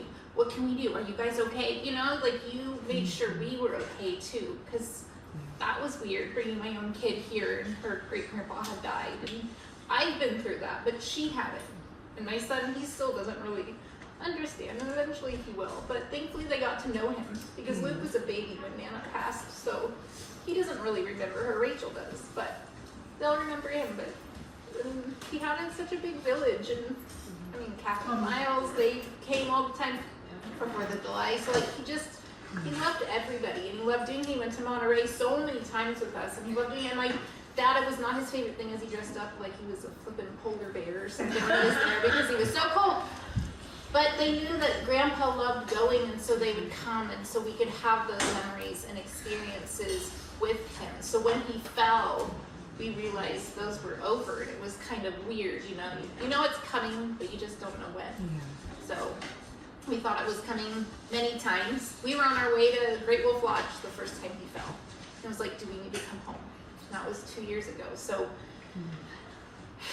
I'm glad we had those extra 2 years with him, and thanks to all of you, because we are not equipped to do everything that you all do. And he really did like you all, because he wouldn't have really talked too much had he not. Like, Well, he would have told. Well, but he did, and he really appreciated it. Appreciation. Yeah. You know, in his quiet ways. Yeah. So thank you for all He would of that. stand up and like finish helping with something, and he's like having a hard time, and like, okay, well, hold on, go like this, and then I go there, and I'm like, okay, now give me a hug, and then I go, see, I go, that's the only way I can get you to give me a hug, and then sometimes we would dance a little bit and everything, you know, just different things like that, and then he would listen, his face would light up. So just so you know, my mom is the hummingbird, and that has taken my family the last 10 years along the way. And my dad was ready, so I think you were here when he did. So my dad picked the bluebird as his, and I said, are you sure, Dad? Because I don't know if the hummingbird gets along with the bluebird. So, so if you see a bluebird, which is going to be a tough one, because I don't even know that, I have not seen bluebirds around here, but definitely this morning. Okay, well, if you see a bluebird, that would be my dad, because we've seen the hummingbird in so many interesting spots on us that we're waiting now for this bluebird, and I kind of think he picked it because I was at Bernie the Thursday when I got back the Friday to come see him, that he didn't do good. So I actually FaceTimed him at Bernie from the waterfall, and I think because I was there, that was all of our family memories, I think that's why he picked the Stellar Jay, because I said, well, yeah, you bluebird or the Stellar, because the Stellar kind of squawks at people. You really want to be the guy that squawks at people. But anyway, so if you see the bluebird, that is definitely him. If you see a bluebird with a hummingbird, then that is 100% them. So another piece that's interesting is, at least my perspective on some of this, and some of this, while I'm going to talk, is obviously when you have somebody in your house for 2 years. I mean, I gave up my racing that I had done. I've been sick for 2.5 years, so my blessing and hope was to outlive my dad, because no parent wants to see a child die, and the blessing was to have him die now. So, but with all the stuff that's happened on it, a couple thoughts that I pass to the people. It's number one, when you're here, you're here. And when you're gone, it's like you were never. And I've had somebody told that to me a week or so ago, and it just really hits that don't waste a day, don't waste a moment, because none of us guaranteed tomorrow. And me and my daughter are both in shoes of mortality, so we deal with it every day. The three things that I pass to people is, one, now, end of life. Get it written down, get it discussed, get everybody on the same page, because my mom and dad would never talk about my mom was dying and what her options were. And then my dad, that last week, when he started asking me what the options were, I felt terrible as an engineer that always tries to plan ahead. That I told him we didn't plan for all the options. For me, I want the ability to write it down. I want my quarter life's gone. I told my kids, I want to take the cocktail, I want to sleep, and I want to go easy. So when my dad, after the second morphine, said, why am I still here, that we heard, because he had programmed for my mother's death that somehow morphine killed me, which it doesn't. But anyway, so one is write stuff. We're all going to die, so seriously, go do that. Get your wills, your trust. I'm going to go pay for my kids. We're all going to update our trust and do wills. Get it all ready, because we're going to go. And at the end, it's too late, and it's too much money. Number two, get rid of your crap. Nobody's going to. We spent 2 years after I cleaned my dad's house out, and I got to deal with all the stuff, and I've got rid of it. All he did was when we were cleaning out my dad, Mr. Pack Rat, and brought it down to his house, when he already had 30 years plus of Pack Rat. So now he's got, I got stuff, and his stuff. But I've got rid of, but seriously, I got rid of a few things, but none of the kids are going to want your stuff. That's true. None of the kids are going to, for whatever reason. Well, what's harder is getting rid of somebody else's stuff. So while you leave things behind, it makes it really tough for your kid. I'm not a pack rat, but then to get rid of somebody else's stuff is extremely difficult. But again, the stuff weighs you down, and it doesn't help the family at the end at all. So again, lighten the load, keep what's important. And then the thirdly is, if you're blessed to have some money, spend it. Don't wait till the end where you may get inheritance, you may not be around. So we've been blessed that maybe get a little money from my parents' estate, got a little from my wife's estate. Every money is going to pay for my grandkids or going on trips. I mean, they're getting their inheritance now because I'm not assuming that I'm going to be around. I mean, but with all sincerity, it's make the moment to it to make her blessed to have it. And I got a $2 million house and I'll never see a penny out of it, so what's it worth? So those are the three things that I've really been reinforced with this journey is... Well, my parents, as you said, they did not come from money. They had to save. My husband says I stand on a penny and don't get off because that's how we were raised. I mean, like you said, my dad worked an extra job to get that load, which was our life. Our life was that load and largely. So everything, I mean, we may not have had a lot of money, but my parents, there was never anything that they didn't get for us. My mom, I don't remember her ever buying clothes, nothing. It was all about us. So it was hard. I mean, even at the end, I said to my dad, the only thing I regret, Dad, is that you and Mom didn't spend some more money. And he said, you don't know.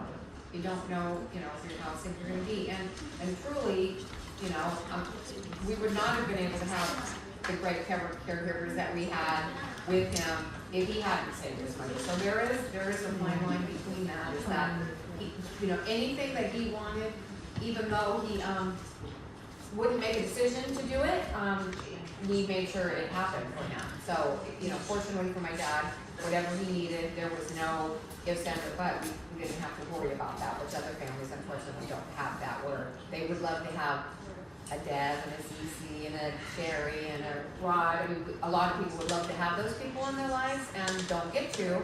So, anyway. Well, my parents, in the generation, if it's not broke, Don't well, and my dad fixed Mr. Fix It. I'm not kidding. When we say that, we're in big trouble because now we never threw anything away. My dad always fixed everything, and now there's nothing to fix anything. So that's going to be tough going forward. Okay, anybody else got any thoughts they want to make?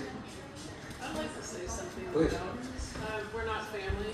We just known Dave through triathlons for the last 15 years. That's family. That's very close to family.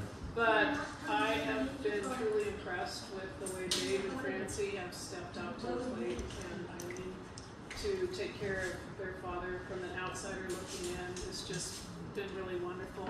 Francie is so dedicated and so organized. She had everything written out on the counter when Don was supposed to eat. What he was supposed to eat was already in the refrigerator.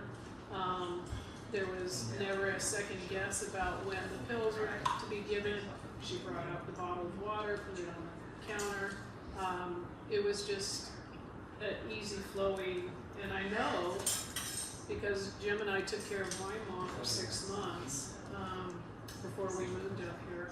It's a chore. It is really a chore, physically, emotionally, and I just admire you guys for stepping up the way you did and accomplish everything you did for those 2 years. So my hat's off to you guys. I second that. It's amazing, really. And what was nice too is Donna and I sort of had a little communication because my mom's 95 and she's in a memory care facility now. Jim and I had her for 6 months and she got to the point where we physically and everything could not continue to take care of her. We needed some professionals. And her mind was at a point too where she could live somewhere else other than her home. And come to find out now, 2 years later, my mom doesn't have any memory of her home. So it was, in a way, that's a blessing. So she loves where she's living. She's getting great care. But Don and I would always talk, and he would say, "How's your mom? How's she doing?" And if he didn't ask, I would tell him, and he would smile and nod and say, "That's great." So.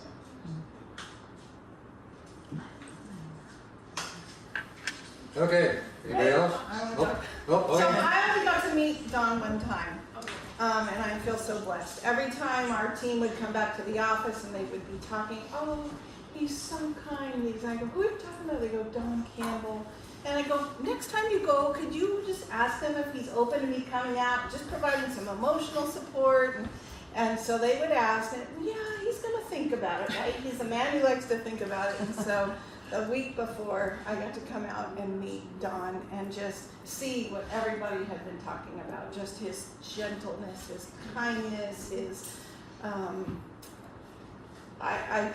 God gave me supersonic ears to hear his whispered voice so that I could hear what he was saying. And it was just a beautiful opportunity for the family to say, "Yeah, we love you, and we are so blessed to be able to care for you at this time in your life." And to know that he was able to have everything laid out before him and hear that his family loved him, I think something settled in his soul after that. And of course, I was surprised to hear how quickly, sometimes when we're at peace with knowing that we have options, then we're okay to just open our hands and surrender ourselves. I want to say too that as the chaplain and bereavement counselor at Partners in Care Hospice, I go to most memorials that I can, and I've never been at one where there's 8 caregivers, nurses and home health aides and chaplains and caregivers, and that just speaks to Don. That speaks to his heart, that so many of those who cared for him want to be here to honor his life and to celebrate him. Can I just say one thing real quick? Yeah, go ahead. What was interesting is, again, he never wanted to talk about that. So every time that you guys would we had this person great to come and talk. No. So we snuck him in. I got the request, can I bring her? And I said, well, just don't say who she is. I'm part of your care team. Well, but what was interesting, that was Thursday. And obviously the conversation we had Thursday, in hindsight, was real interesting because it was not, everything did become on the table. And whether that was then the opportunity for him to let go, because Friday morning is when everything turned for the worse, is interesting timing. So I'm thankful and glad we did have that conversation. We gave him the choices, we gave him the support, and that may have been the piece to let him go peacefully. So thank you for sneaking in. And was it a turn for the worse, or was it an opening of the gate so that he could go and join his wife? Yeah. And he made the decision. He realized that it was time. He typed in, "I'm let's start the process. In Yeah, other words, he okay. couldn't sit at the table anymore. It was time to just go to bed. He said, I've had a great long life. And I'm tired. And to see him type it in, because he wasn't, it was like a lot of letters, but he didn't have the energy to do that. And when I was sitting with him in the bedroom that day, he just looked at me and goes, he couldn't eat. You know, he couldn't eat. And I said, and that's okay. You know, he knew that it was, what is there left? He can't eat, he can't talk, he can't, Well, you know. it's because we'd already gone through that with my mother, and he never understood when she got to that day why she felt like she did. So all of a sudden, then I think he felt worse because then when he got to that point, he didn't want to be here anymore either. So we'd already lived through that, and it's tough. I mean, he did tell me I didn't need to type in, I didn't need this. He'd already told me, I mean, I'm ready to go, and he knew that it was hard to let my mom go, and it was super hard to let him go too. But when it's time of not trying to hang on to them anymore. So.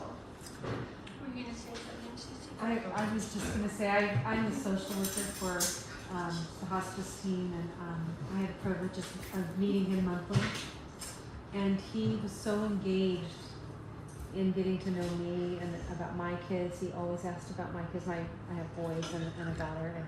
And we just had lovely conversations. And when it got towards the time that he really was nearing, the close of his life, I knew he didn't want to be in fear. And I think our team was able to bring him that comfort and peace.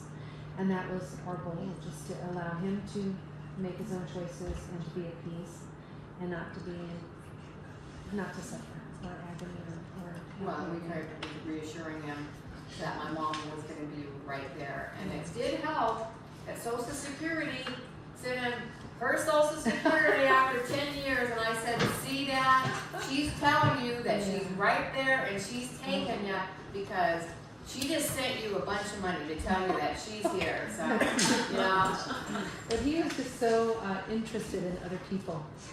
And we had these really conversations about value systems and kids and just his generation. He always asked about all your guys' families. You remembered it. Yeah. You want to know how they were all doing. You dig in. We saw a side of him, especially that 210, that we didn't see before because my mom was so overwhelming. That she drove the family, and so again he was able to, and he never got mean. He never, again, as I said, when his dignity clearly was being taken away. I mean, I unfortunately had to help him a couple times, which as bad as it gets. He would laugh at me and try to make fun of it with him. But what do? You got to do what you got to do. I just told him, it is what it is. He was incredibly grateful to everybody. I know he told me that each and every time. Well, it is tougher for the remaining spouse because my mom had him, and they had me. They refused anybody else. But then when it came down to him, you don't have that person anymore. You don't have your spouse. The last one here does have it a lot harder. I just want to say, when I first met Don, he was sitting in his wheelchair, always looking out at the lake, loved being outside and teasing about his suntan and his sunglasses. And then as, the months progressed and he would be in his chair, and I would always pull up my chair and just sit next and we'd just gab. But every time I left him with a kiss on the forehead.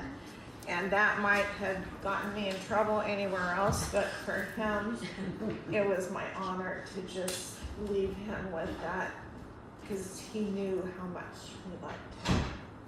And when you weren't able to do it, you asked me to I do it, did. and I would do it for you. And I'd say, this is from Kirsten. She's sorry she wasn't able to be here and do it. And I will do it for you. He just smiled. Did you tell her to do it 10 times? Oh, Cece. Huh? You never stop. No, I couldn't help it. No, I was also with shaved hair and stuff, but I got to the point where I strongly feel that who am I to take a little bit of independence away from someone if they can't? So he would shave himself. And whatever he didn't get, I would get the rest of it. But I loved seeing him and learning so much as to how he would be able to get the razor, and he appreciated that. And that's what was so beautiful, is he always was very grateful for everything, and he would tell me that when I would come, you know, that he always looked forward to it, and it was very, very fulfilling.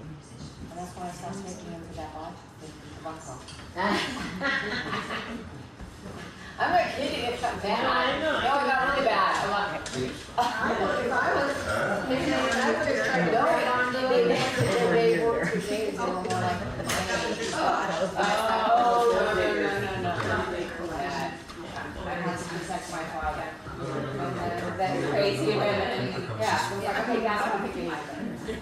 Okay, I'm gonna talk to you. Okay, so again, I can't, again, as I think they're on here, to help get hospice as soon as, if it legally can be paid for, which we snuck it in on my dad, do it. I mean, just on the way to go, and obviously, again, he was blessed enough to save enough money to be able to support this kind of care, but again, without Francie. I mean, there's no way in the world that without Francie's support. I mean, we planned it for her mom, and unfortunately she fell, broke 2 bones, so we told her, well, we have to move in, and she was losing all that stuff. She came in the house, 12 hours later, she sleptwalked and fell right there on her head, and busted her head open, and 8 days later she was gone. So she never wanted to live with us, because she had her various parents with her for 20 years. But you know, we committed to doing it, so we did that, and my dad never, ever wanted to move in here. But again, we were blessed with your support, that we were able to keep him for as long. It seems like it was too short, in retrospect. And you even got the chairlift and everything so he could be here, and then he would tell me he asked or something. I don't know how it was, did he ask where he said that he wanted me to start taking the lift? Look over at that one next to you. It's your fault. You're the one that suggested that chairlift for Sissy. And I'm not, he just told me that for me Can not you to don't- go that way. Thank you for your memory. And for me to make sure, he always asked me, did you come down the lift? Always Yeah, come down the and always, if you get, like, if no one was here and I was here with him, did you get everything ready? Ready for Cece. Yeah. So we again, I mean, obviously with your MS and stuff, again, we just changed the house because of an accident years ago. So have hardwood floors to be able to, by looking at it, we fit in the chairlifts. So we provided the tools for everybody that we needed for support for him. Because again, obviously nobody wants to be bathed, let alone et cetera, so again. Unless it's me and Debbie doing it. No, but I mean, but again, you know, No, it's true. it's a dignity. So again, the way you come in and handle, and all you guys making it as comfortable as that kind of situation would be for somebody, it was just, so again, we just, and again, it was great with Eileen and stuff. We got the lift here. We, got the iPads. I hear the stories of kids don't want to spend any money because they want their inheritance and stuff, and it was, and if he needs it, we'll buy it. And write a check on my account. I don't care. I mean, we only got one parent, and I saw a meme just the other day about older people, why they like to sit outside. And since my dad loved to sit outside, of course, that jumped out at me going, okay, there's something there. That view was priceless. Yeah. We did everything. At least we got a few more times at the end here. Got through winter. So again, I appreciate everybody coming and all the support. And Thank you for allowing us to share but this. you guys are family now, so bring your grandkids. We got all the stuff we can play in and everything else. Oh, I thought you wanted a hug. I was about to get up. Oh, we have to. You were supposed to say Okay, well, hopefully it wasn't too long with everything. But.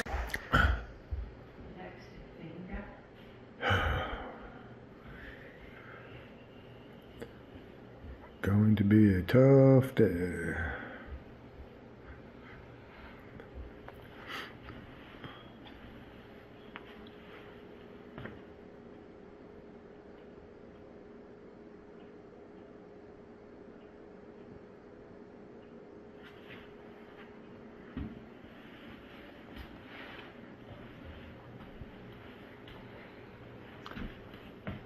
Caslab,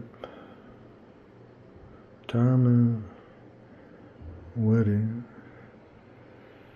baby shoe, friends, crew at the lab, 1981 picture. Huh? Baby picture, probably 50 years.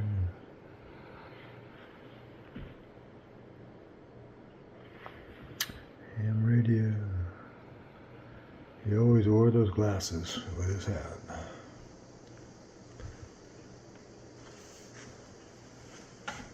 Bernie, our favorite family vacation.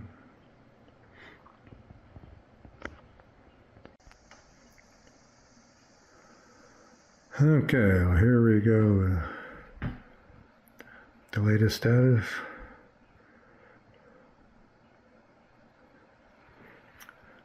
Found a hat for Dad. Got to have the hat with the glasses. Oh yeah, so we're all couple hours.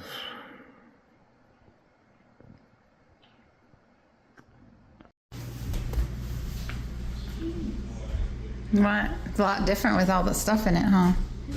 Yeah. Did you go see the 49er room's different too? Well, it's just this garage. Did you see the 49er room? It's all empty too.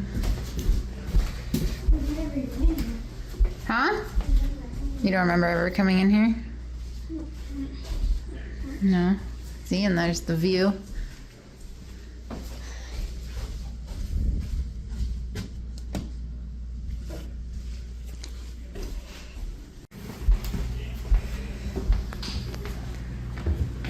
Should we measure you? Turn around, put your feet up against the thing. Let's see. There you go. You're as tall as Bella was in September 2019.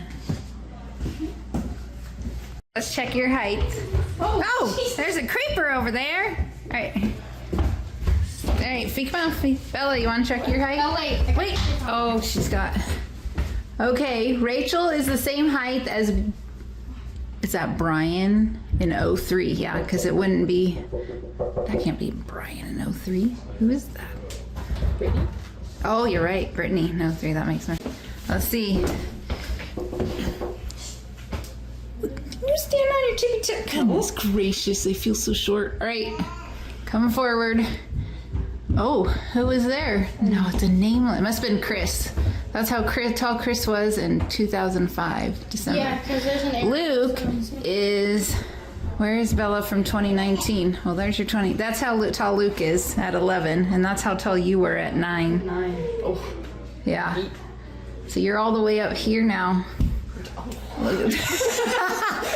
She hit her funny bone, but it wasn't too funny. That's a real stopper right there. Look at that.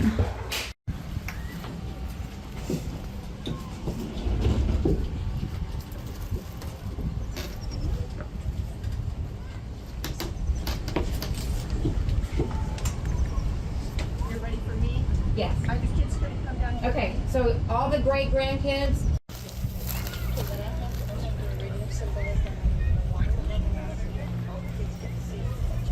And then I'll bring it back to you. Place the W and put your thumbs in. Okay?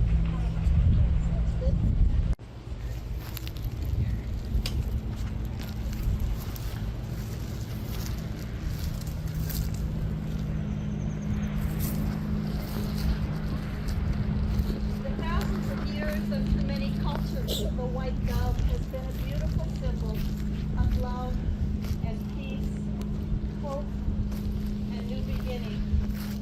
Our Bible refers to the white dove as a symbol of our eternal spirit, that part of us that never dies. Psalms 55 verse 6 reads, "Oh, that I had wings of a dove, for then would I fly away and be at rest." Today, in remembrance of Stephen, we will release this pure white dove. It will be followed by a flock of doves, which represent angels, that will surround him with their goodness as they escort him home. So it's Donald, by the way, Donald. Donald.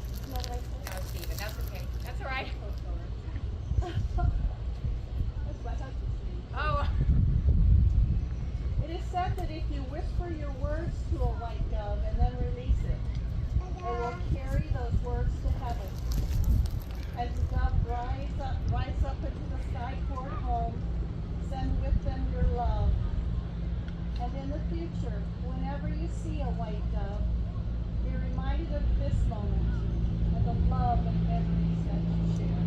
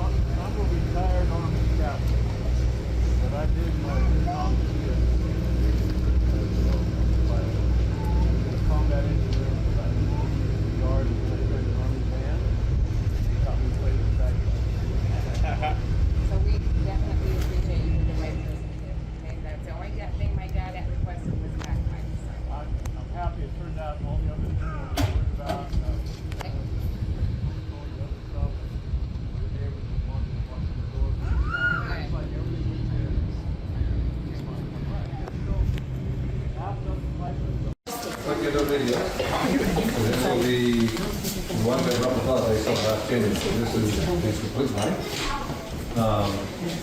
So obviously a lot of caregivers are watching these videos incessantly. You recognize some of the pictures. Then after that, then it's like 20 minutes. And then I'm going to attempt to make some comments. And my class is over. And then again, if anybody after that wants to say something as I kind of pass. This is a genealogy you guys know what I did for reference to the grandkids, specifically great-grandkids, I guess, more specific. How special my dad is. See if I can make it work. It's always confusing. Here. Hi. Hello. Hello. Breakfast. Here we are. Here we are for Grandpa. We were here 10 years ago for my mom. Almost 10. Mel There seems you to be. go. Oh, what was that? Was that a K-pop soda pop song? No. Can you sing a K-pop song for us? What? Can you sing a K-pop song for us? No. Bella's got them all memorized. like K-pop Demon Hunters. Oh, you gotta watch that with Grammy. Yep. Good music. But she likes to sing out loud. You gotta be careful. You gonna sing away? I don't know any of the songs. Oh.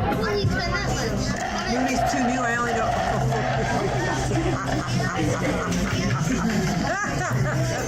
Hate that sound. I am not 40. I wish you were 40. I wish I was 40.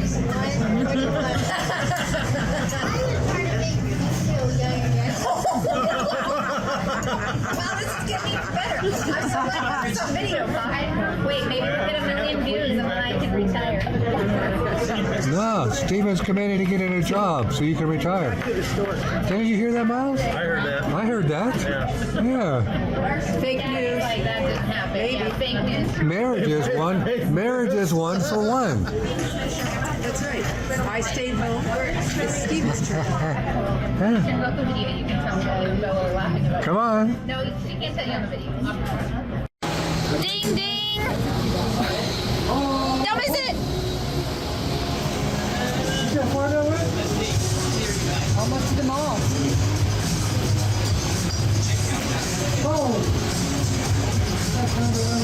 Did it even go?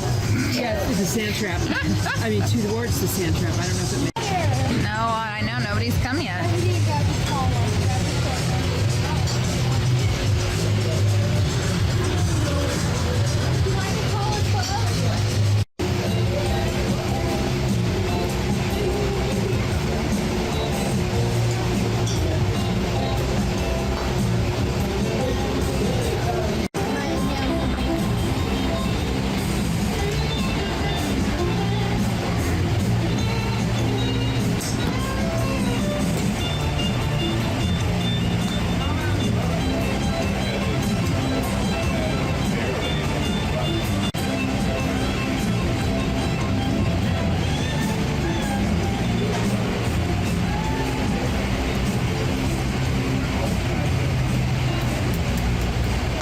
Nice hit.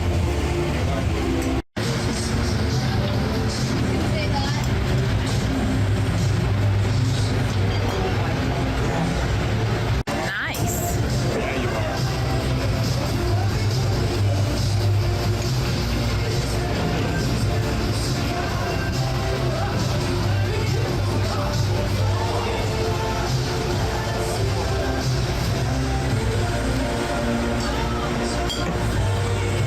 There you go.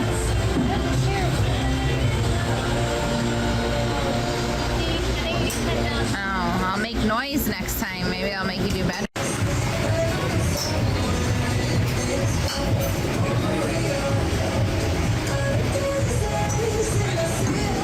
That was a good one. Right into the sand trap. Hit the bug. Oh, he's straight in front of you. Hit the car. Too loud. Get told not to do that. Here he goes. Oh, Excuse me? You beat me? I was winning! What is this? This is a load of crock! I smell donuts. That's not fair! I don't work there anymore. Oh!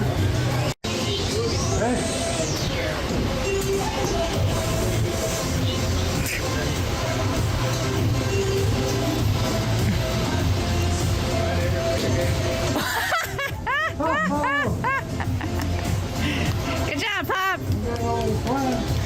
It didn't even count. Lucky you. Didn't count.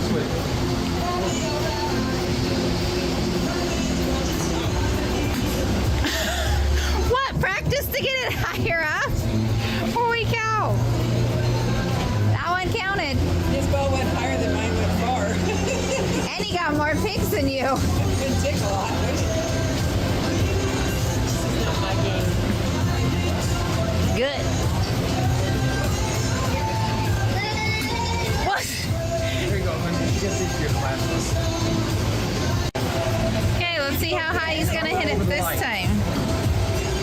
Oh, the cloud one? I have to say saw that last time.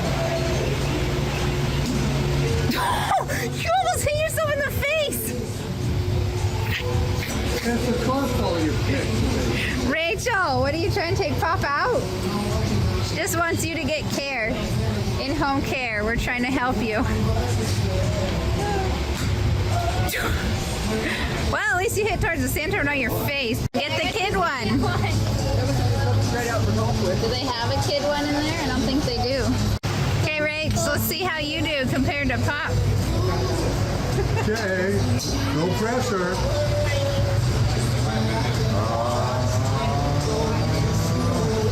Oh! She watched everything you did. Is that club short enough for you there? Jeez, you're like almost all the way hunched over. You got a midget club. Oh, there you go. Is that how you're gonna play?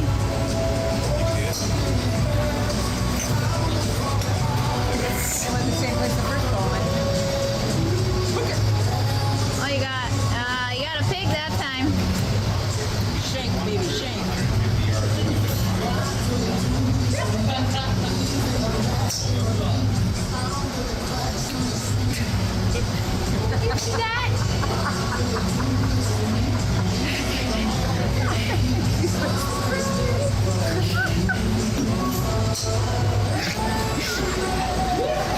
How you doing back there, Grammy? I work better than me. Yeah, I'm looking better all the time.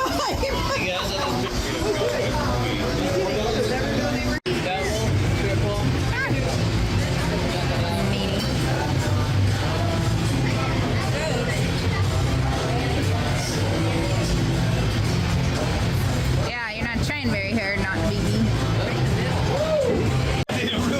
Luke, Dad played your turn.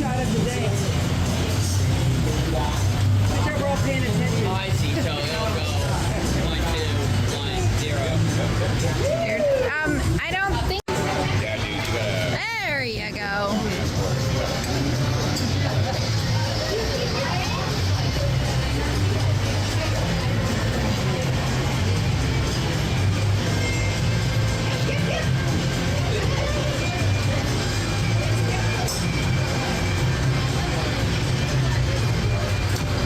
There you go, buddy.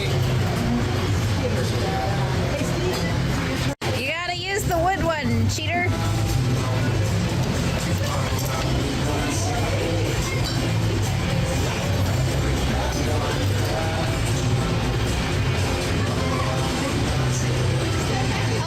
Didn't even register. You went too soon.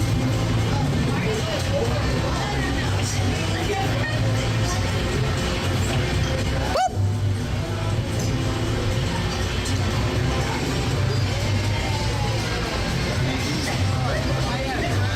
I feel like I've seen this already, but it was Luke's.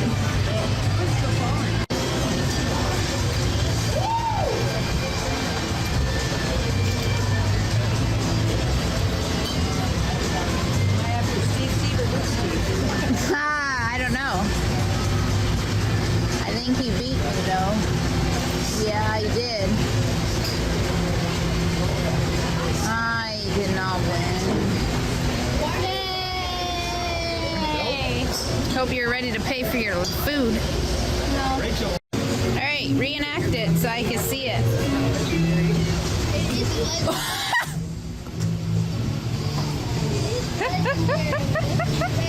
Oh, Pop. Poor Pop. What did your poor granddaughter make you do? Oh, what kind of club is it? Yeah, what does Ella make you do? Oh, you made him use the wood club again? You picked club. No, Bella did. How would you Bella? She texted me.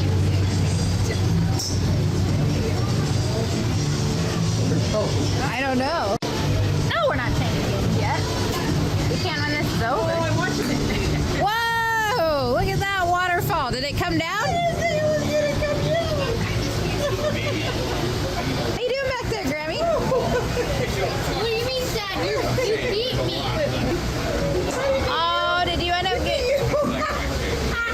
You beat Rachel. Oh, the special club.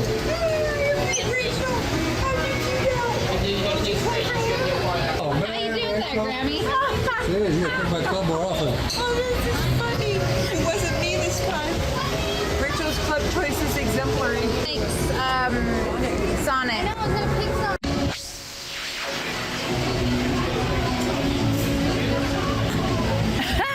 Wow, just like Pop. Choke.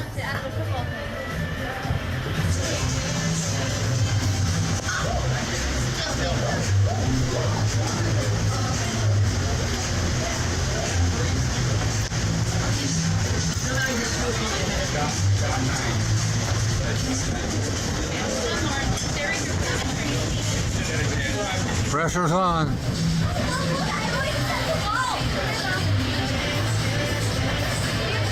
Oh, look, here she goes. No. Fall off to her. What happened? Now she's gonna get a lot of points for that. Now she's gonna beat you. Nothing new.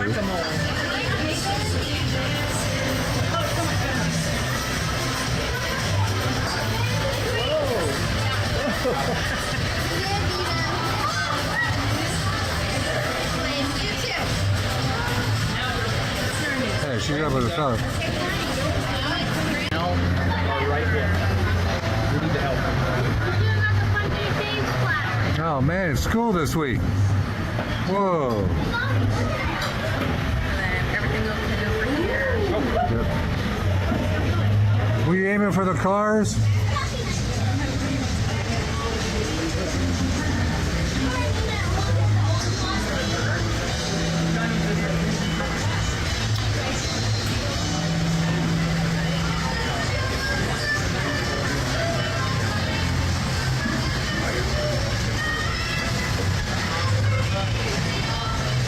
Pressure's on. Here she goes. Swings back. And we go one.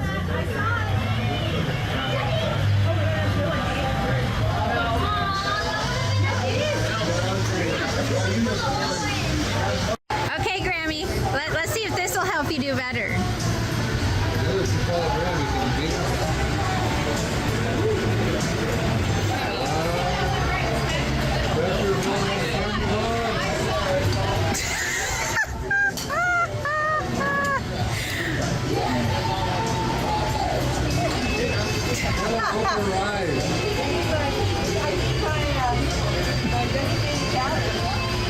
Don't cross the red line. Luke, I'm trying to video.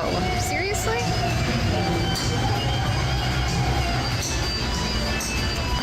There you go, Grammy. It's like you've never played before.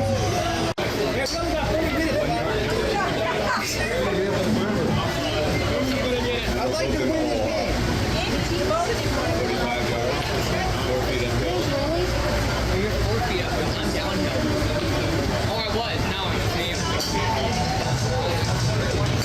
There she goes. Good job, Grammy. There's what in there? Or golden coins. Those are dollars. But they're golden coins. There you go, golden coin. And count all the quarters? How many quarters are in a dollar? 4. Good. Hope you can put them in stacks of 4 and see how much there is. Lily, are you monitoring what Luke's doing? No, she's looking at that basket. Yeah.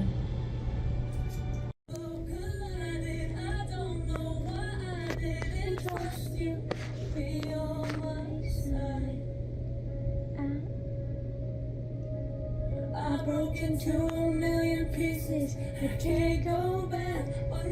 Hey. Hope I got that on video. Okay, what's your song? It's the last day of summer. Get rid of mosquitoes. Send the wife back to work. Sleeping. How was your first day of middle school? Good. Did you miss any of your classes? Did you get to them all on time? Yeah? Good. How was the first day of high school? Boring. Oh, all right. Boring, boring.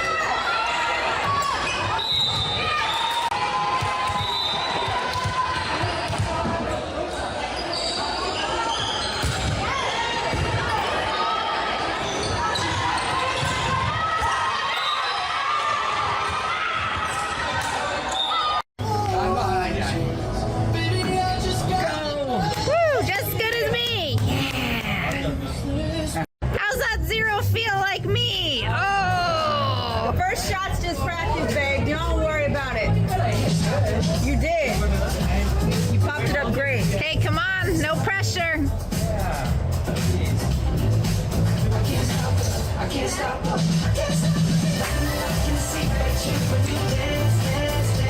We'll see. Did he make it into anything? I know with the glasses on. But I can't. Oh, we got it in the green. 28 points. Woo! But I can't see with. Get your shoes untied. Yeah, Lord, you're tied. At least.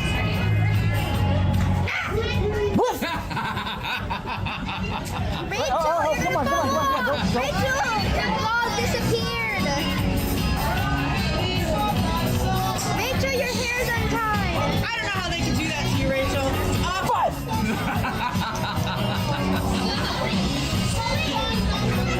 Alright, I won't say anything. What? I won't say anything either. Not just Oh, pretty good. You showed them, didn't you, with your Rachel, your ball's 32,000? dancing. Let's see. What does she get when she's not under pressure? She did before. No, she just missed. Well, you did better with the heckling.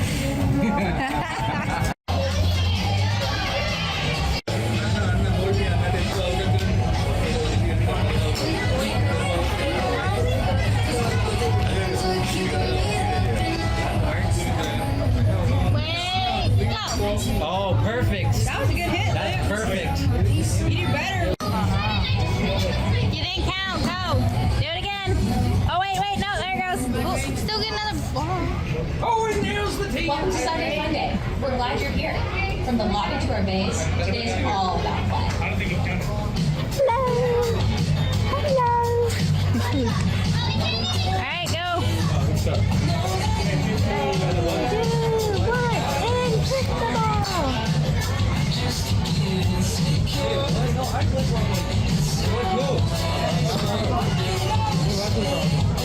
All right, one more.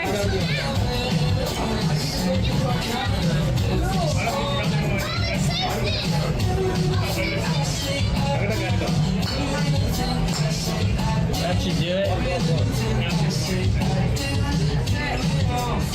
Ah. Got one more pig. Oh, he still won. He beat you, Corey. All right, come on.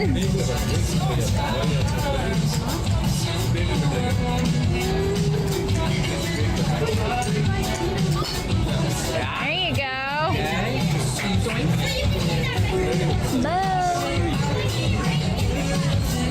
Now you gotta aim left. Or straight, like she did last time, and it got it all down. Gotta aim like kind of towards the bunkers. The bunkers. The left bunkers. Yeah. That was a nice shot. That should do it. Oh, did you do it? Ah, you did it. Now, did she win? A lot of unblocks though. She did not win. She got 4th place.